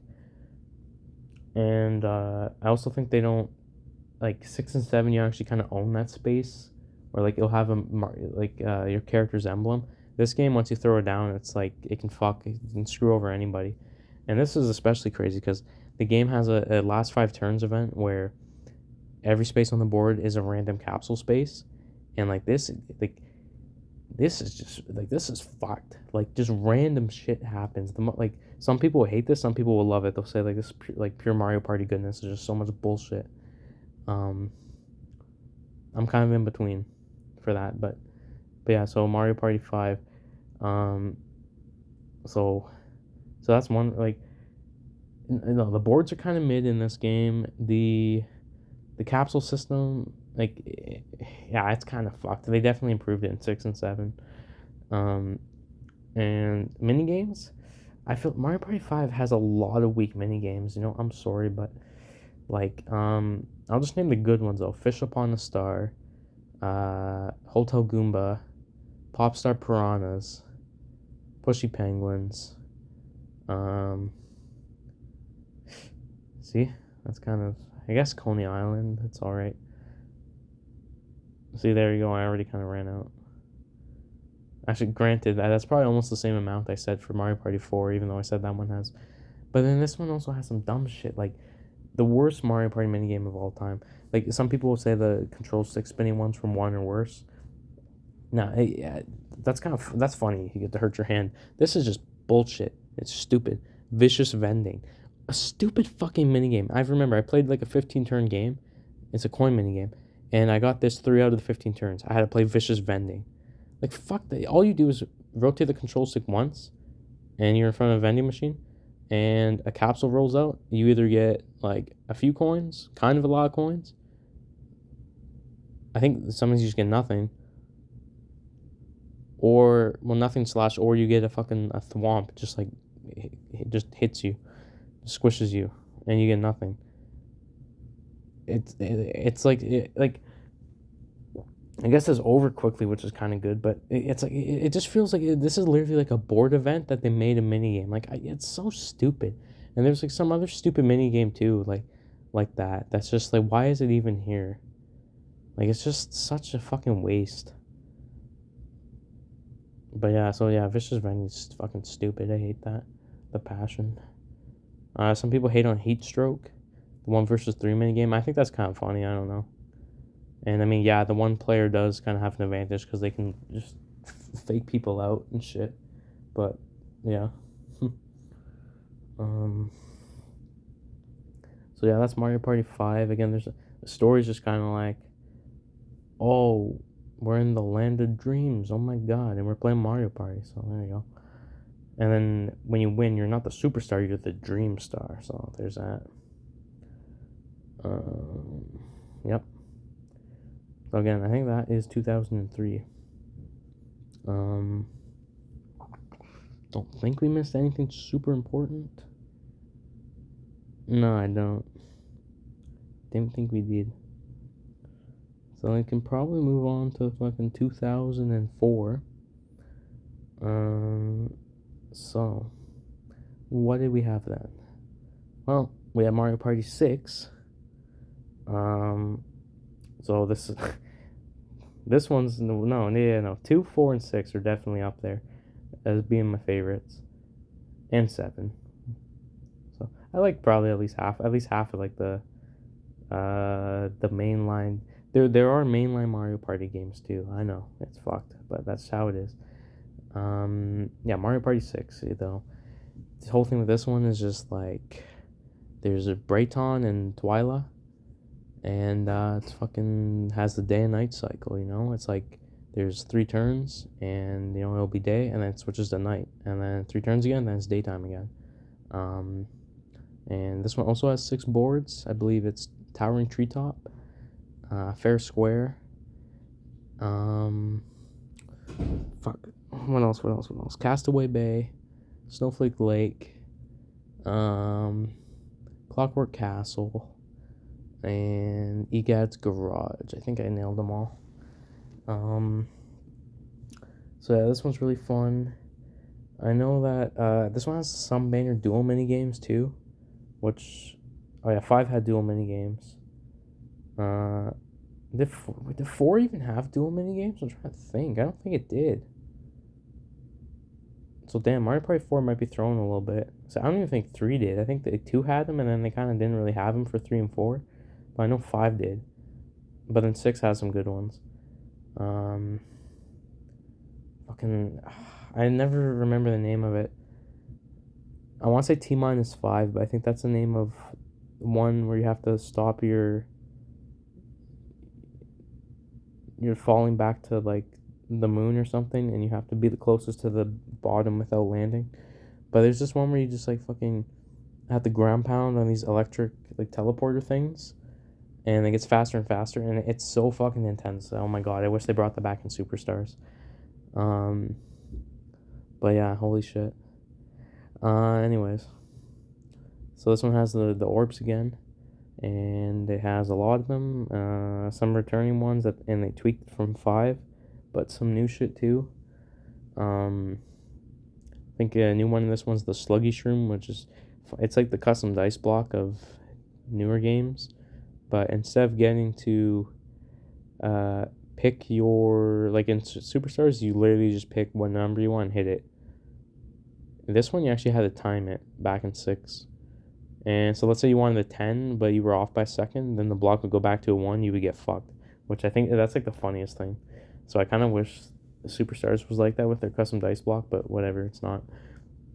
Oh yeah, this game also had the mic, the GameCube microphone, which was used for Mario Party 6 and 7, and then like some other fucking, I want to say like Odama or some shit, and then like one like Karaoke Revolution on the Game Boy or GameCube or something. So it was like literally only used for like 4 or 5 games. And 2 Mario 6 and 7 were them. Or 2 of them. And I do have this thing, and it's pretty funny. So you can play the mic mini games, and it'll be just randomly. Sometimes they'll be like, they're always like 1 versus 3, because there's only like one mic. So the one player will have to use the mic and just be yelling dumb shit into the microphone, and it's a fun time. There's even like secret commands that the game doesn't like. Most of the time it's like, oh, say this to do this. Like the one game is like you have to say like fire or like fucking lasers to shoot different things out of this like giant like mech tank thing. But like there's some games where there's just like secret things you can say that just do stuff the game doesn't tell you about, which is like really cool. Kind of bullshit too, I guess, but cool nonetheless.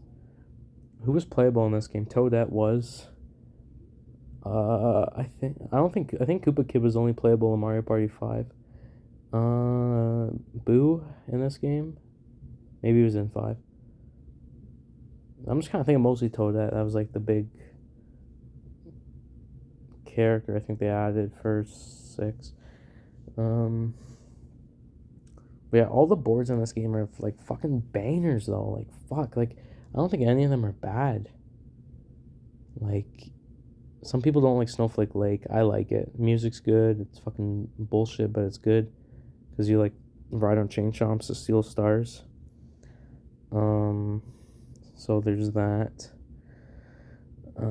Yeah, no, 6 has a really solid board selection. Like probably like maybe the best in the series, honestly. Fuck, maybe. Like, that's how good it is. So, yeah, 6 hits pretty hard. It's got some banner mini games.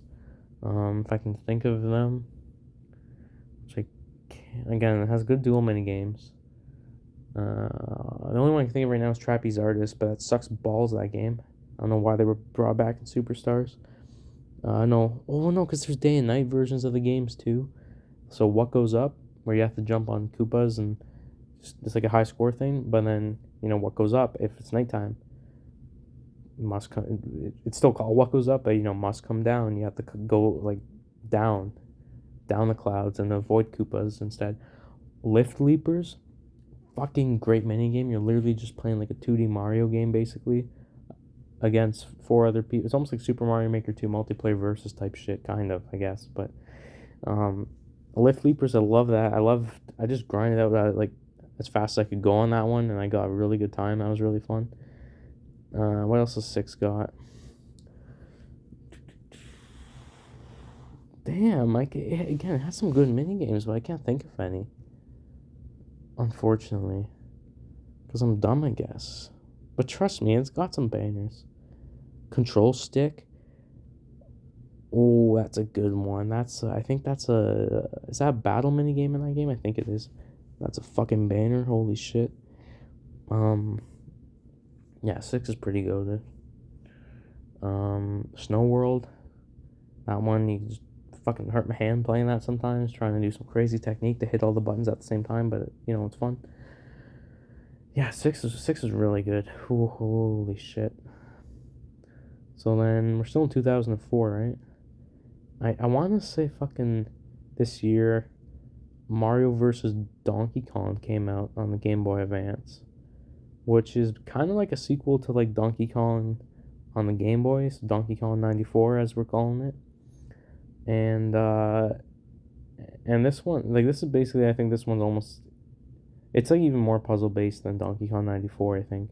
And this is the start of the Mario vs. Donkey Kong series, which, like, I think I've only played like Amiibo Challenge out of all these because it was free, but now it's just, I don't know, it's like the game where Mario says, "Hey, you big monkey," so that's worth something. So yeah, what's the story behind that? I think just Donkey Kong, he kidnaps Pauline again. So this is the first time we're seeing Pauline. I think since fucking like Donkey Kong. I mean, well, no, Donkey Kong 94, I guess. Yeah. So that's pretty significant seeing her again. But yeah, it's just Mario versus Donkey Kong. And that's what's going on. Has beef with Donkey Kong again, I guess. So shit. Got Bowser in, he's got Donkey Kong to worry about. Damn. Let's see, 2004. What else do we have?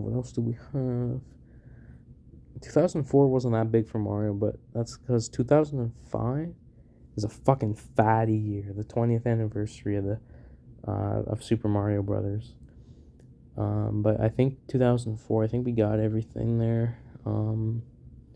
Nope, we didn't, because Mario Power Tennis came out in 2004, I'm pretty sure. And like I'm saying, this one has some, like, I've played a bit of, I haven't really played this one, to be honest. But it has some cool fucking, like, maps. Because I think there's, like, Wario Factory or something that's, like, kind of based off, I was going to say based off WarioWare, because it has Wario's WarioWare design. No, that's another thing. WarioWare, fuck, what was the one on the GameCube called? I think it's just called WarioWare Mega Party Games, which they basically took WarioWare on the Game Boy Advance, so I forgot about this. So the first WarioWare game, I think it was just called WarioWare Mega Micro Games, but then they called this on the GameCube Mega Party Games, and it's basically just took the Game Boy game, put it on GameCube, and added, like, multiplayer support. But yeah, the first WarioWare game. So if you don't know what WarioWare is, it's like a whole bunch of the micro games, not even mini games. They're like less than, like, literally like 5 seconds or less sometimes. Where you just have to do crazy shit and lots of weird stuff because it's Wario. It's supposed to be like the lore is like Wario. It's WarioWare. Like, it's his software. He made these games at his company, and as you've seen, WarioWare Get It Together, the newest one, is they actually show his company and shit. So he makes all these crazy ass games, and then you kind of usually you have like 4 lives kind of, so you can fuck up 4 times before you're out. But then, like, I just played a lot of smooth moves, but you have your whole like thing where it's like a little story. So, and all the mini games kind of relate to a certain topic. Like, it's micro games. It's really cool. WarioWare is a pretty underrated Nintendo series, honestly. So yeah, no, I just want to mention that. But no, Mario Tennis. So I'm jumping all over the place because I keep forgetting stuff. But Mario Power Tennis. You have fucking Mario Classic Court, which just looks like Mario Brothers, the arcade game, which is cool. Delfino Plaza, Actually, no. It might just be called Rico Harbor. It looks like Rico Harbor, but anyways, yeah, the Wario one, Luigi's Mansion, like they're all based off like cool ass locations, you know, something that, well, you know, a few Mario Tennis games like they would try but wouldn't be as good, and then Ultra Smash, which had none of that. It's kind of fucking sad, but you know, I actually kind of like Ultra Smash a bit, which is funny. We'll get to that. Not this episode, I know that, but yeah. So Mario Power Tennis, that's you know, characters victory celebrations in this are like really funny. Luigi calls Daisy sweetie in one of them, which is cute, I guess. And there's the classic Mario fucking Luigi wins and Mario kind of steps on his toe and laughs at him maniacally like he's fucking pissed that he won, which is funny. Like, yeah, there's a lot. If you've never seen the Mario Power Tennis trophy celebrations, you should watch them. They're pretty funny. Mario Tennis on the, what do you call it? N64 had them too, but they're really good in Power Tennis. So yeah, no, now I think that's it for 2004 basically. I think so. So 2005. I'm gonna talk about 2005, and then I think that's gonna be it for me tonight. Cause then we'll start fresh with like new Super Mario Brothers probably next episode. Okay, so 2005. Okay, the 20th anniversary of the Super Mario series. All right, pretty goated. So there's like at least 7 games that came out here. This is, or like, no, at least 6. First we'll talk about, I skipped over Mario Kart Double Dash from 2003. How the hell did I do that? And Mario Kart Super Circuit. I skipped over fucking 2 Mario Kart games? What the fuck? Holy shit. See, I got pissed, but like I kind of want to just, I think I could pause the recording, but I'm in the zone. I may as well keep going. Yeah, how did I miss Mario Kart Super Circuit? Wow. And that's horrible. Okay, sorry. Backtrack. Mario Kart Super Circuit, 2001. Game Boy Advance. Developed by Intelligent Systems, they developed the first Paper Mario game, and I think more than the first, but Paper Mario and the Fire Emblem series. They made a Mario Kart game, or at least they developed it, like, they helped with Nintendo with it.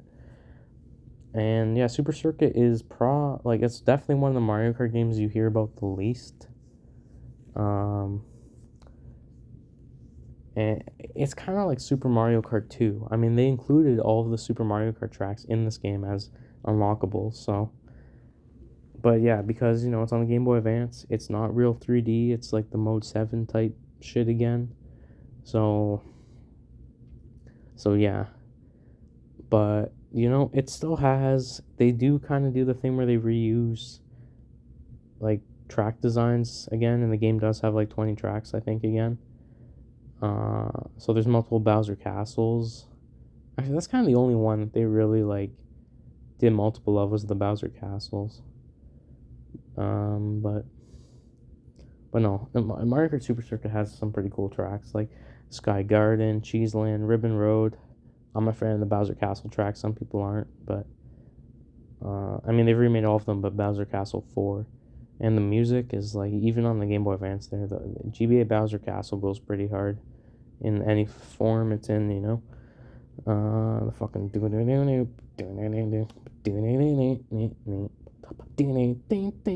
yeah, it's pretty fucking goated.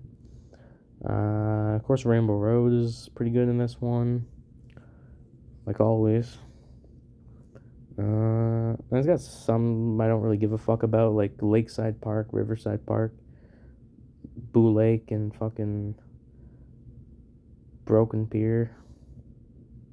Like, I'm sorry, I really don't give a fuck. But, you know,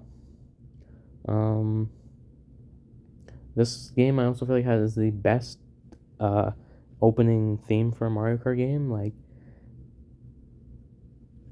I don't know why it's just so good, but it is. You know, the fucking you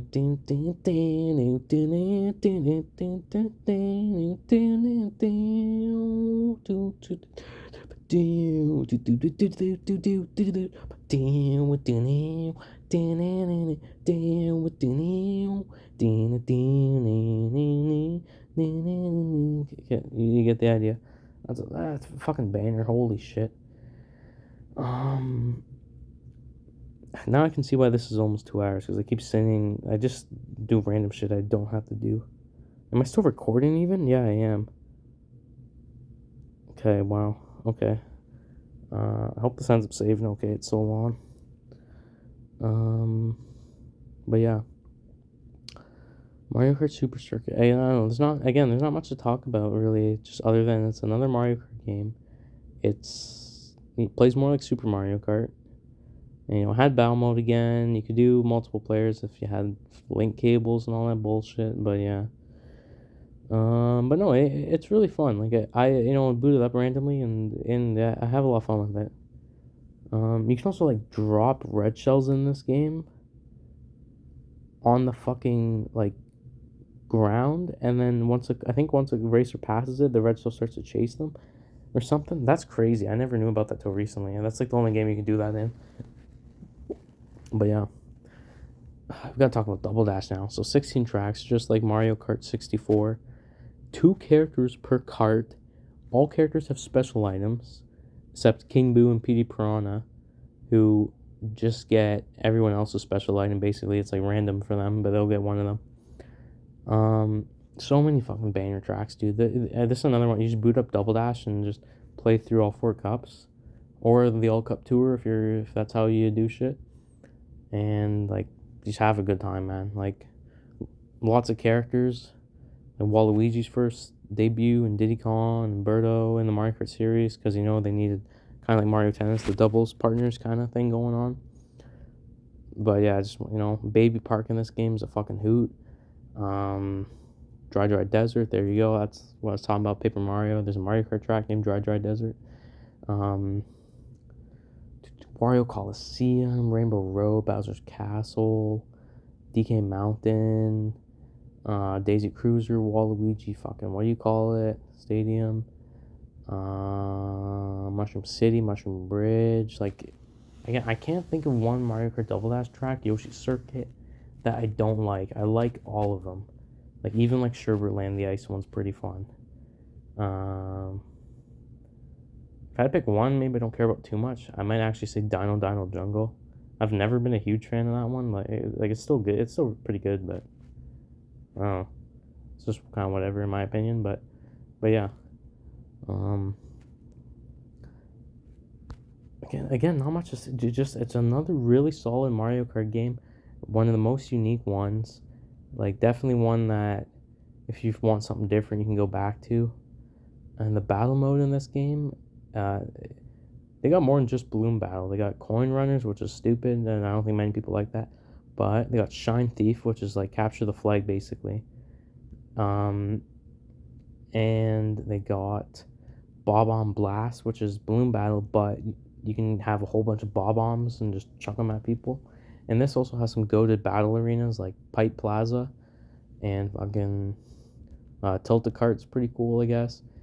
Luigi's Mansion's really fun in this. Cookie Land is alright. Nintendo GameCube, you just play on top of a giant GameCube. So yeah, no, Mario Kart Double Dash really good. Yeah, no, they definitely gotta bring the double character mechanic back in the future game. Like, they just have to. Alright, so I think we're back to 2005 now, where we can talk about Mario Kart DS came out in 2005. So another banner, lots of people's favorites. Had the mission mode, which a lot of people like. I just think it's alright, but like, no, it's definitely cool, but I'm not one of those people that's like, oh my god, it has to return. The emblem maker, that should return, so people can draw dicks on their carts again. That's cool. You know, some cool, well, no, kind of all the same. You know, Dry Bones is a newcomer in this game. I didn't even mention Toadette, because I talked about her in Mario Party 6. First appeared in Mario Kart Double Dash, so that's cool. But What else? Rob the Robot from the fucking. I already talked about that guy in like the first episode, I think. So that's kind of cool how it ties back. But he's not even a Mario character, but like he's in the game, like, cause why not? Shy Guy is too if you have like download play. Um, if you're poor and don't own Mario Kart DS, but you want to play with your friend who has it. First game to have, well, not the first game to have retro tracks, because technically Super Circuit had all of the Super Mario Kart tracks, but retro tracks as we know them today first appeared in Mario Kart DS. And I mean, the selection's not, because they picked one, because there's 4 games and 4 tracks in the cup, 4 cups, so they picked 4 from each game, which means you have 4 SNES and 4 GBA tracks. And it's like, there's only so much you can do with those. I'm sorry. We're only on the DS still. Like, you can't. You can do some crazy shit, but. And then even the N64. No, the N64 ones are pretty good, but they pick stupid ones from the N64. Like, did we really need Frappe Snowland to come back? Like, again, like I said, it's alright, but. And Moo Moo Farm, like, that's also alright, but you couldn't have picked better ones. But then fucking Double Dash, that kind of like fucked. I mean, like Luigi Circuit, all right. They got so many circuit tracks in that game, it's kind of fucked. And then they brought back what else? Mushroom Bridge, but they kind of squandered it. I don't think you can ride on the sides. I could be wrong, like of the bridge. Yoshi Circuit, which is cool, but again, they kind of, I want to say they fucked it, but like I don't know, it's all right, I guess. Whatever, because it doesn't matter. The Nitro tracks in DS are all bangers, most of them. Only one DK Pass is like one I'm just like, eh. No, Shroom Ridge is eh. I always thought Shroom Ridge was just one of the most boring Mario Kart tracks, but I actually like it a lot in 8 Deluxe, which is funny. But DS, not really, because I guess the one side the cars come at you, and 8 Deluxe I like how they're always going with you. It makes it easier, but it makes it less fucking annoying where you get fucking like just a car just hits you like blind, just comes at you, so but yeah, like, TikTok Clock, Waluigi Pinball, Bowser Castle, Bowser Castle. Most of the time, if it's one Bowser's Castle in the game, it's Bowser's Castle. What do you call it? Thing with the S. Apostrophe. Fuck, I can't even remember what the hell that thing's called now. I'm too down now. But this one's just Bowser Castle. Okay, don't fuck that up, guys. No, Rainbow Road. This might be. I think. No, it's not my favorite Rainbow Road track wise. That'd probably be Mario Kart 7's Rainbow Road. But the music, this is my favorite Rainbow Road music. The fucking. I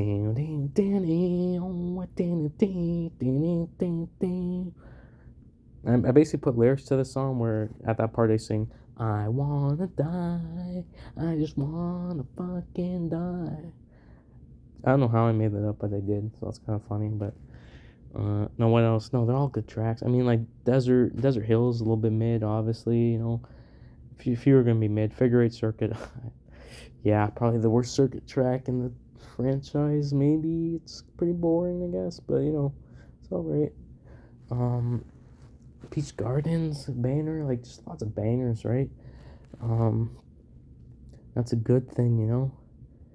And this game had like Double Dash you could choose different carts, but yeah, I don't know. It had lots of creative carts. Bowser had some flying helicopter looking. No, not, I don't know, something cool looking. Waluigi has a fucking excavator thing, but he's looking like Foreman Spike kinda. And I mean, he's somehow kind of, I don't know if he's related to Spike or Buddy and him kind of have something. I don't know. We'll probably talk about that soon. What else? What other cool carts they got? Donkey Kong's like the Rambi Rider, I think it's called, or something. Where it looks like Rambi from Donkey Kong Country. Poltergeist 5,000 or 4,000. Because 3,000 was the vacuum cleaner. This is the 4,000, the cart. And then later on in Luigi's Mansion Dark Moon, it's the Poltergeist 5,000. So that's just funny to me. And like the second Luigi Mansion game, they remembered. Oh yeah, the 4000's the fucking cart. So that's pretty cool. But anyways, um, damn, talking about Mario at 12:23. Some people might be trying to sleep. I'm sorry, people, but I'm on the grind. Um, yeah, man, I don't know, Mario Kart DS. Fucking it not my favorite Mario Kart game. I know it's a lot of people's. Wario Stadium, that's not a good one. Sorry. Um, but yeah, no, no, it's up there. It's really good. I just think it's kind of bullshit though. How like if you have an item behind you in that game for defense, there's still a good chance a red shell hits you. That's just Mario Kart DS for you. I don't know why, but that's how it is in that game. Yeah. And Mario Party 7 came out this year, which, 7's also up there for being my favorite. I would say it kind of was my favorite for a while, but, 7, the whole theme of this is, well, Mario and everyone going on a cruise, and Bowser's not invited, but he finds out, and he's pissed, so he comes to destroy the fucking cruise, and just piss everyone off, like always. So yeah, I'm pretty sure I'm still recording. Yeah. So yeah, this one's got some more banner ass boards. Like fucking, they're all based off, yeah, like different parts of the world, kind of, which is cool. They got like the Grand Canal, Pagoda Peak, Neon Heights, Pyramid Park, Windmillville, Bowser's Enchanted Inferno, which is Bowser's own amusement park board he created. Unless I forgot one. Oh well. But Mario Party 7 goated. I feel like it has one of the best. 4 and 7 have the best soundtracks in my opinion, or at least really. No, yeah, they probably do. Some bangers in there. 7 has a lot of banger mini games too. Fucking picture this. Buzzstormer. I guess Battery Ram's kind of cool. The fucking bubble one where you punch people, I forget the name of it. Again, there's at least two I don't like. Deckhands, which goes on for way too long, and I think it's a battle mini game, and it's kind of luck based. You just pick cards, and then not as bad as, well, it kind of is because it's longer than that's Fish's Vending. Fuck, I don't even know the name.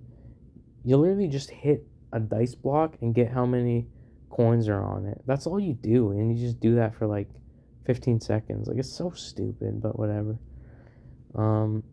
Yeah, only thing about 7 is that, like, I think duels, you spin a wheel and it that determines what you're dueling, which isn't as good as 6, where you can just, it's like you either say, hey, we're dueling for coins or a star, and then you can actually be like, if you have 40 coins, you can say, I'm gonna put up 40 coins, you're putting up a star, bitch.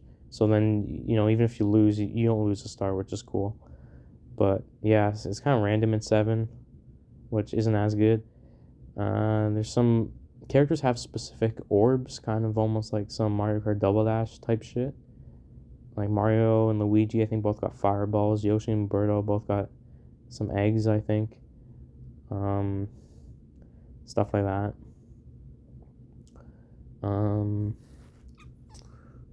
Yeah, and the mic's used again.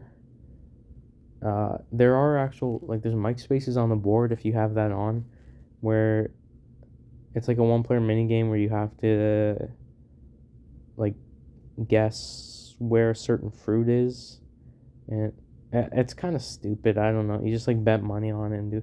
That's the thing. 7's really good, but there's like some stuff like the duel thing and like the actual mic mini games, like the 1 versus 3 ones are good, but if you have mic turned on for the board space, it's kind of lame. But if you turn it off and you land on that space, then Toadsworth is just like, ooh, nothing happened. Like, they don't even turn into normal blue spaces or something. So it feels like if you play with the mic on or off, in terms of like for that with like the board part, you're kind of like fucked. Like you're kind of missing something either way, which I don't really like, but whatever. But no, yeah, seven's got some goated fucking shit. It has a fucking 8-player mode where it's like 4 controllers, 2 people using each controller, and some special mini games for that. That'd be a hoot to play with 8 people, but there's no fucking way. It's gonna be a miracle if I can get 8 people, fucking me and 7 other people, 4 GameCube controllers all play Mario Party 7. Like, damn, that's the dream, right? But yeah. So again, I think that's Mario Party 7. Pokey Pummel, that's another mashing game, but I like it, I'm just naming. The Final Countdown's pretty good. The song, but then the Mario Party minigame, I mean. Yeah, Mario Party 7, pretty fucking good. Track and Yield, that's another banger. Fun Run, see? A few good amount of bangers. So then, what else do we have here? May as well knock this out. Mario Kart Arcade Grand Prix, or GP. First Mario Kart arcade game. Developed by, at least like the board that it runs on, I think developed by Nintendo, Sega, and Namco. So the 3 companies.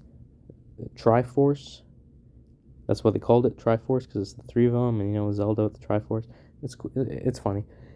Basically, this would be it's like a modified GameCube. So you can play Mario Kart Arcade Grand Prix 1 and 2 on a Wii, and that's what I do. Is it legal? No. But Nintendo's not going to ever re-release these games, and you can't find them in arcades anymore. One, because there's fucking no arcades around me, and even if there is, then they don't have this anymore, because they most likely have arcade Grand Prix Deluxe, so GPDX. So they'll probably find that instead, which is fine, but it would be cool if they had all of them. Anyway, so yeah, no, this Mario Kart, again, in the arcades, you use a steering wheel and pedals. Pac-Man, Ms. Pac-Man, and Blinky, the ghost from Pac-Man are in this game. You have Pac Mountain and Pac Labyrinth, 2 Pac-Man courses. It's really cool. There's not even it's not called Rainbow Road. You have Rainbow Coaster and Rainbow Downhill. So each track kind of has like 2 different tracks, but they're like the same track, except if each cup, you're almost playing the same track 4 times, but you're not. It's because 2 times it's actually a different route for one part, and then after that it's just like, oh, it's nighttime now for both of them. So a little bit lame, I guess, and the tracks aren't even that good. But what makes it fun is that, one, if you're actually playing with the actual cabinet, obviously that's cool, because the way you control it. But also, this game has fucking like 90 items. A lot of them are basically the same thing, just reskinned, but it's still cool. It has so many items, this game. And like, some of them are only in like GP2, but there's some obscure shit like the carrot from Super Mario Land 2, viruses from Dr. Mario that you throw at people. Believe it or not, the Thundercloud from Mario Kart Wii first appeared in Mario Kart Arcade GP and just kind of made your traction worse and stuff, instead of being the hot potato bullshit thing that it is in Mario Kart Wii. But yeah, so something from the arcade games actually made it into the mainline Mario Kart series, which is interesting to say the least. Well, I guess a few things did, because this game also was the introduction of reverse tracks, where you drive the tracks like backwards. So instead of mirror mode, where it's just like left is right, right is left, you actually go backwards. And this would be something that we would see later on in Mario Kart Tour. So there you go. Yeah, this game has kind of like its final boss. It has like Robo Mario, which is like a pretty cool character, and there's like a silver Robo Mario too. If you play through all the tracks again, but like on the special difficulty or whatever, or like all of them in reverse, then you use like silver Robo Mario, which is cool. But yeah, Mario Kart Arcade Grand Prix is overlooked, because again, it's like the first non-mainline Mario Kart game. Mario Kart has like fucking the mainline games too. It's so crazy. But yeah. But no, yeah, if you ever get I played GP2 and GPDX before, but I've never played. We'll get to GP2, not this episode, but it's basically the same thing, but with more shit. So, but yeah, that's cool. Wario's Cup, the one is called Snow Panic, the one track. So Wario with the snow course before Mount Wario, which is cool. And then also, no, his first track's called Diamond City. So Diamond City is placed in the WarioWare series, and you can actually see like EGAD's like logo is on like some of the like a building or something. So it's like he has like a fucking shop down there. So that's something for the lore. Oh, and his logo's on Robo Mario. So Professor EGAD created Robo Mario. It seems like too, which is pretty cool. That guy just makes everything. So yeah. Alright, 2005, we're still there. I talked about. I want to say Partners in Time came out in 2006. We'll say that for next time. Whatever. What else do we have? Mario Superstar Baseball.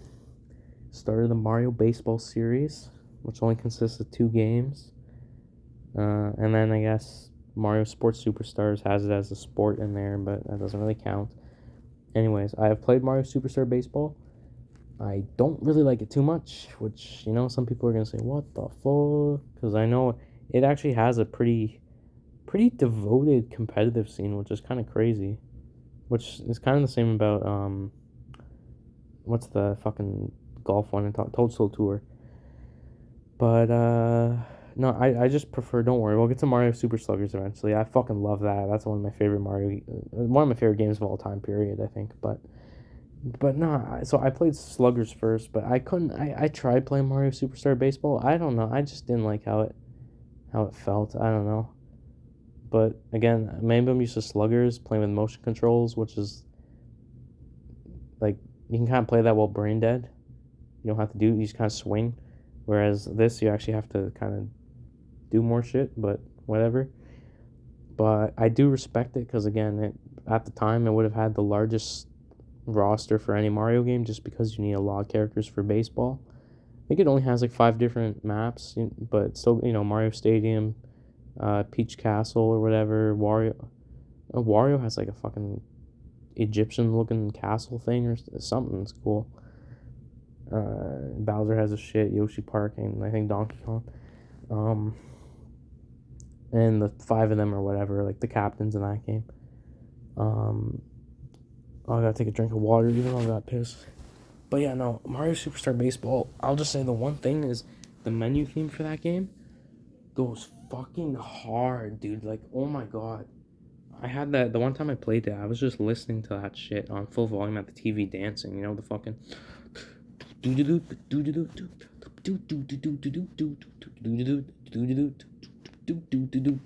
Like, god, that shit goes fucking hard. Holy fuck, dude. One of the best menu themes of any game ever. Excuse me. Let me drink some water. Good. Anyways, Mario Superstar Baseball. Yep, it's pretty cool. Just for the fucking menu music, I respect it. That one also has a good opening intro cutscene. And see, I'm not going over some of the stories for these games, but like baseball, with most of the sport games over there, they just like Mario and his friends are playing sports. So there's not much to say. What else do we have? Another fucking banging Mario sports series. Fucking Super Mario Strikers, the start of the Mario Strikers series. Oh, this game is fucking great. Like, holy shit. Like, I think I might like this. Out of the 3 Strikers games, this might be my favorite. I mean, Charge is pretty good. Like, maybe Charge is better because there's more content. But this game is just like... I like how this one, compared to Charge, you can actually... Like, I mean, I'm not that good at really either of them. Like, not super good, but... I just kind of find that, like, Charged, if you're not... Charged, you rely a lot more on special attacks and Mega Strikes, whereas This game you can actually, because you're supposed to, move the ball around and charge, pass it around and charge it up. But this game you can actually like, what do you call it? Um, like you can actually score pretty easily just by taking a shot close to the net. It's like it feels like it's easier to score. Like the scores are never super high, really. It's, if anything, they're higher in charge with all the mega strikes. But and like hitting, that's another thing. I guess the items aren't as, they're not broken in charge, right? But they're like, I don't know, hitting people in this game is really fun. Fucking just lining them up and fucking killing them. Because that's a good thing about like Mario Strikers. It's literally like if you got fucking hockey, soccer, and just put it together, right? Because that's basically what it is. Like it's soccer, but you fucking hit people into the boards, basically the electric fence, and you just hit them and shit to steal the ball, and you have items and stuff. But yeah. So again, what's the story behind this one? I don't know. Mario and his friends are playing soccer, but everyone's just fucking pissed at each other, dude. Like it looks like it's some like, it takes place in like the post-apocalyptic Mushroom Kingdom or something. Like it has to. I don't know, dude. It's crazy. But no, that's why people love Mario Strikers, just because it's just very edgy. At least the first two games. You can say what you want about Battle League, but Waluigi does his famous crop chop in this game, like a fucking classic. Um, the sudden death theme for this game, like holy fuck, like the game doesn't really have much music other than like the main menu and stuff and credits. Well, the credits music is like the same as the title screen music, kind of, but the sudden death theme in this game, fuck, it gets you hyped. Like I remember my first time playing through the story mode, I was up against Wario and it was like semifinals, like eliminate, no, I think it was the final match. Well, not the final match, because spoiler alert, after the final match, you have to face off against the super team, which is Bowser's team of robots. But I didn't even know that first time playing. I thought I was gonna be done after this, and it was like it was sudden death. So if I lost, I was fucked. I would have to redo the whole cup again, facing against Wario. So like that music hyped me up so much. The fucking do do do do do do do do. It goes like do do do do do do do. Like oh my god, sudden death from Super Mario Strikers is a fucking banger. Holy shit. Yeah, man, fuck that. That's great. Yeah, I remember I beat Wario. That was the most hyped I've ever been. Like I was fucking pissed. Like I was like, you fucking stupid fat cunt. Like shouldn't have probably said that stuff, but like, ooh, I was so hyped. That game just hypes you up. Like it's fucking crazy, dude. I love Mario Strikers. Holy shit. Yeah, go to game.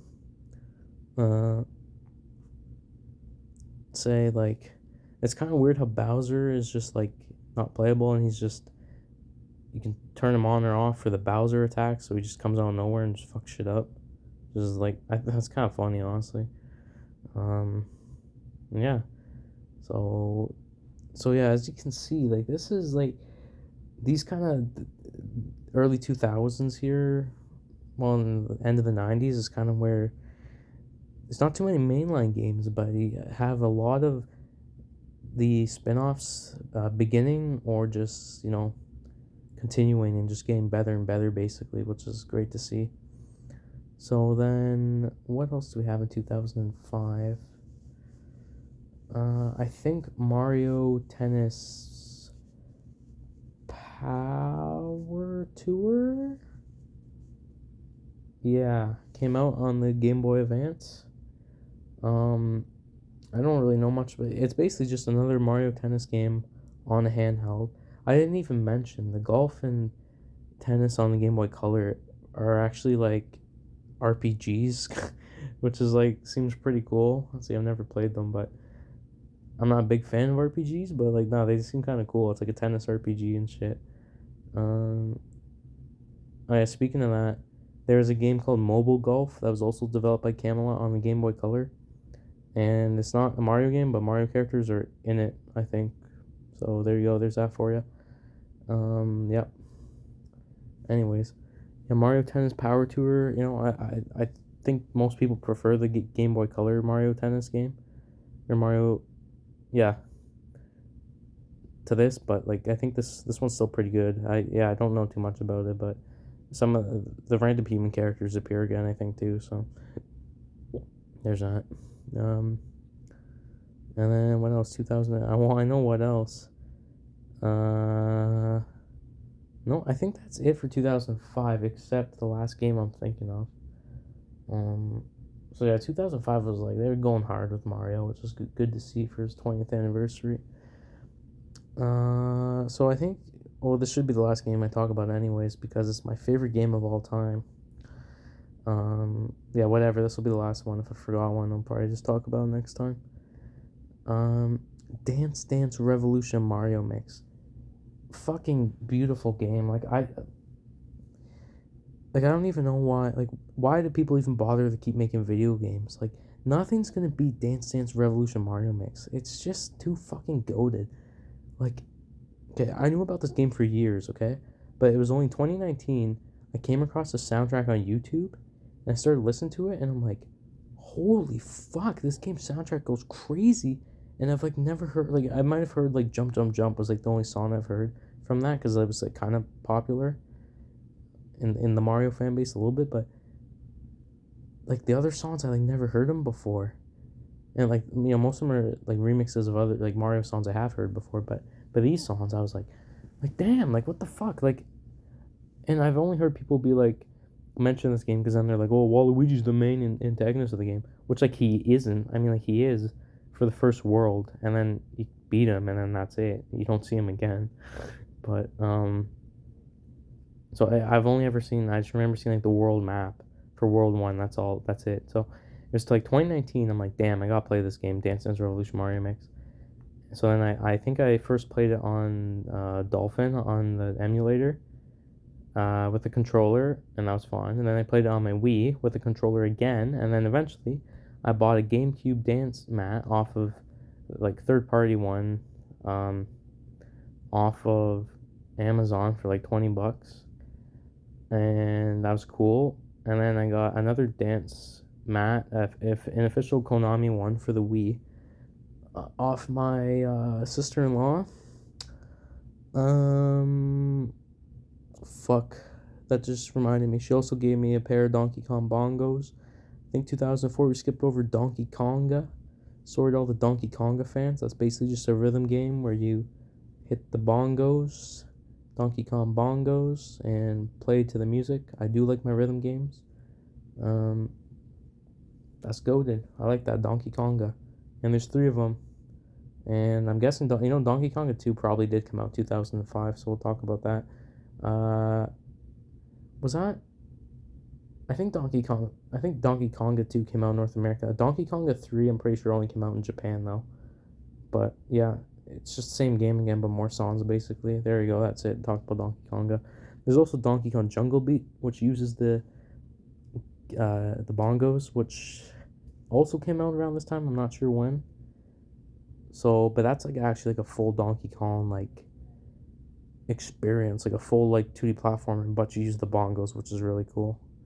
So I'll just leave that at that, because again, I'm more your Mario guy, not your Donkey Kong guy, but you know, I know some stuff. So anyways, what was I talking about? Dance Dance Revolution Mario Mix. I don't know, long story short, it's my favorite game of all time. And I've said that a few people, and they're like, are you serious? I'm like, yeah. It's just what video games should be. It's just pure fun. Like, you just boot up the game. It's stupid as all fucking hell. But then, you know, I just play a few songs to have a good time, and, like, that's it. Then you put it away. But, like, it's just perfect. Like, I love Mario music and stuff, and this game's full of it. And, like, see, the game never takes itself too seriously, which is a good thing. I feel like a lot of games do these days. The game knew, like, it was fucking stupid, but that's just what makes it good. Like, is it the best game ever? No. Like, there are flaws to it. Like, there's only 29 songs. Like, a few of those are several of them are just remixes of public domain songs. So, like, classical shit. I mean, like, some of them are bangers, but it's like, you couldn't have done more Mario songs. Like, you do own the Mario IP, you know that, right? Um,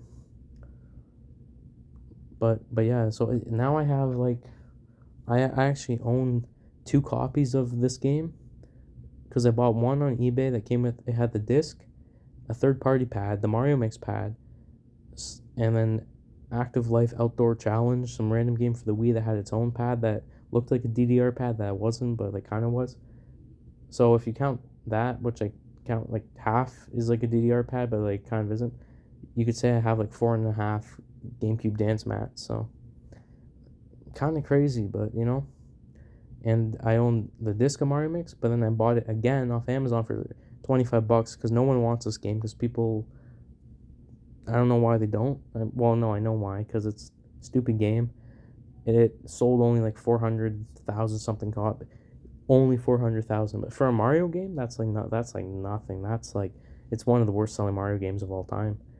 Um, but I don't even think that's because it underperformed.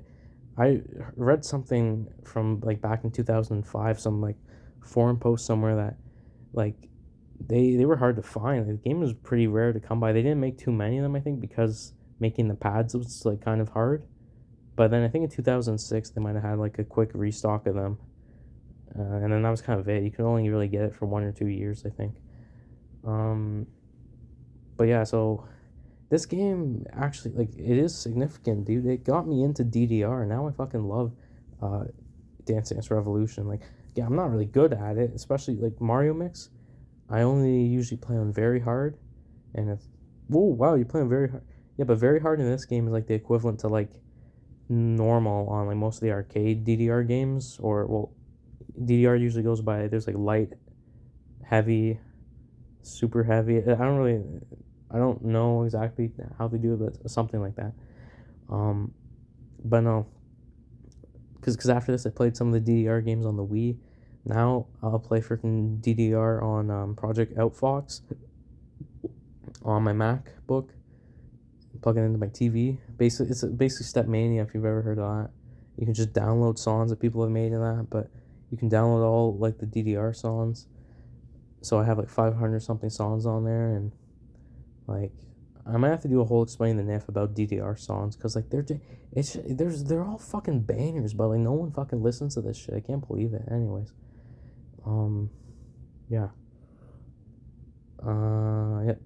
Again, I own the game twice. Bought it a second time because I didn't get the case and the manual and all that with it, but you know, now I own a complete copy of it and just the disc, so there's that. Um, yeah, this one actually does have a story mode, you know, like where Waluigi stole the music keys from Truffle Towers so he could become the best dancer in the world. And Mario, or Toad, hears about this, tells Mario or Luigi, you can play as either one. And they're like, and he's like, oh shit, we gotta get the music keys back. So you travel across like 4 worlds, well, 5 technically, but the 5th one's like Bowser's castle, and there's only 2 levels. Uh, and then you just defeat, like, first you defeat Waluigi.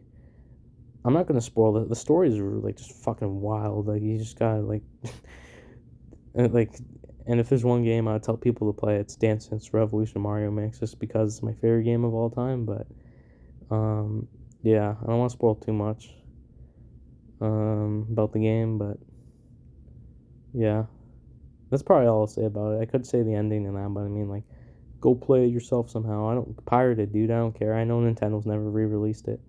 Do what I did, just pirate it, play it with a controller. But yeah,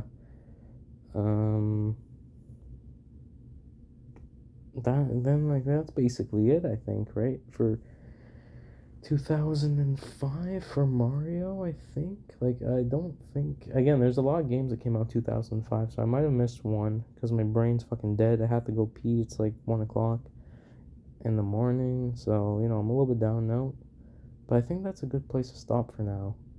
So then I think next time I think we're gonna be talking about New Super Mario Brothers on the DS. And like, this is basically, before this game, the last mainline Mario game, a 2D one, was Super Mario Land 2 6 Golden Coins in 1992. So that's like a 14-year gap, I think, from 2D Mario games. So yeah, that's gonna be a pretty significant game to talk about. So yeah, like, I think I'm done. Longest explaining the NIF yet. This is fucking crazy, but that's just how it goes. So yeah, I hope you guys enjoyed. Thank you for listening to me explain the NIF. Rain or shine, that Taco Bell is mine. And yeah, I'm done. Wow.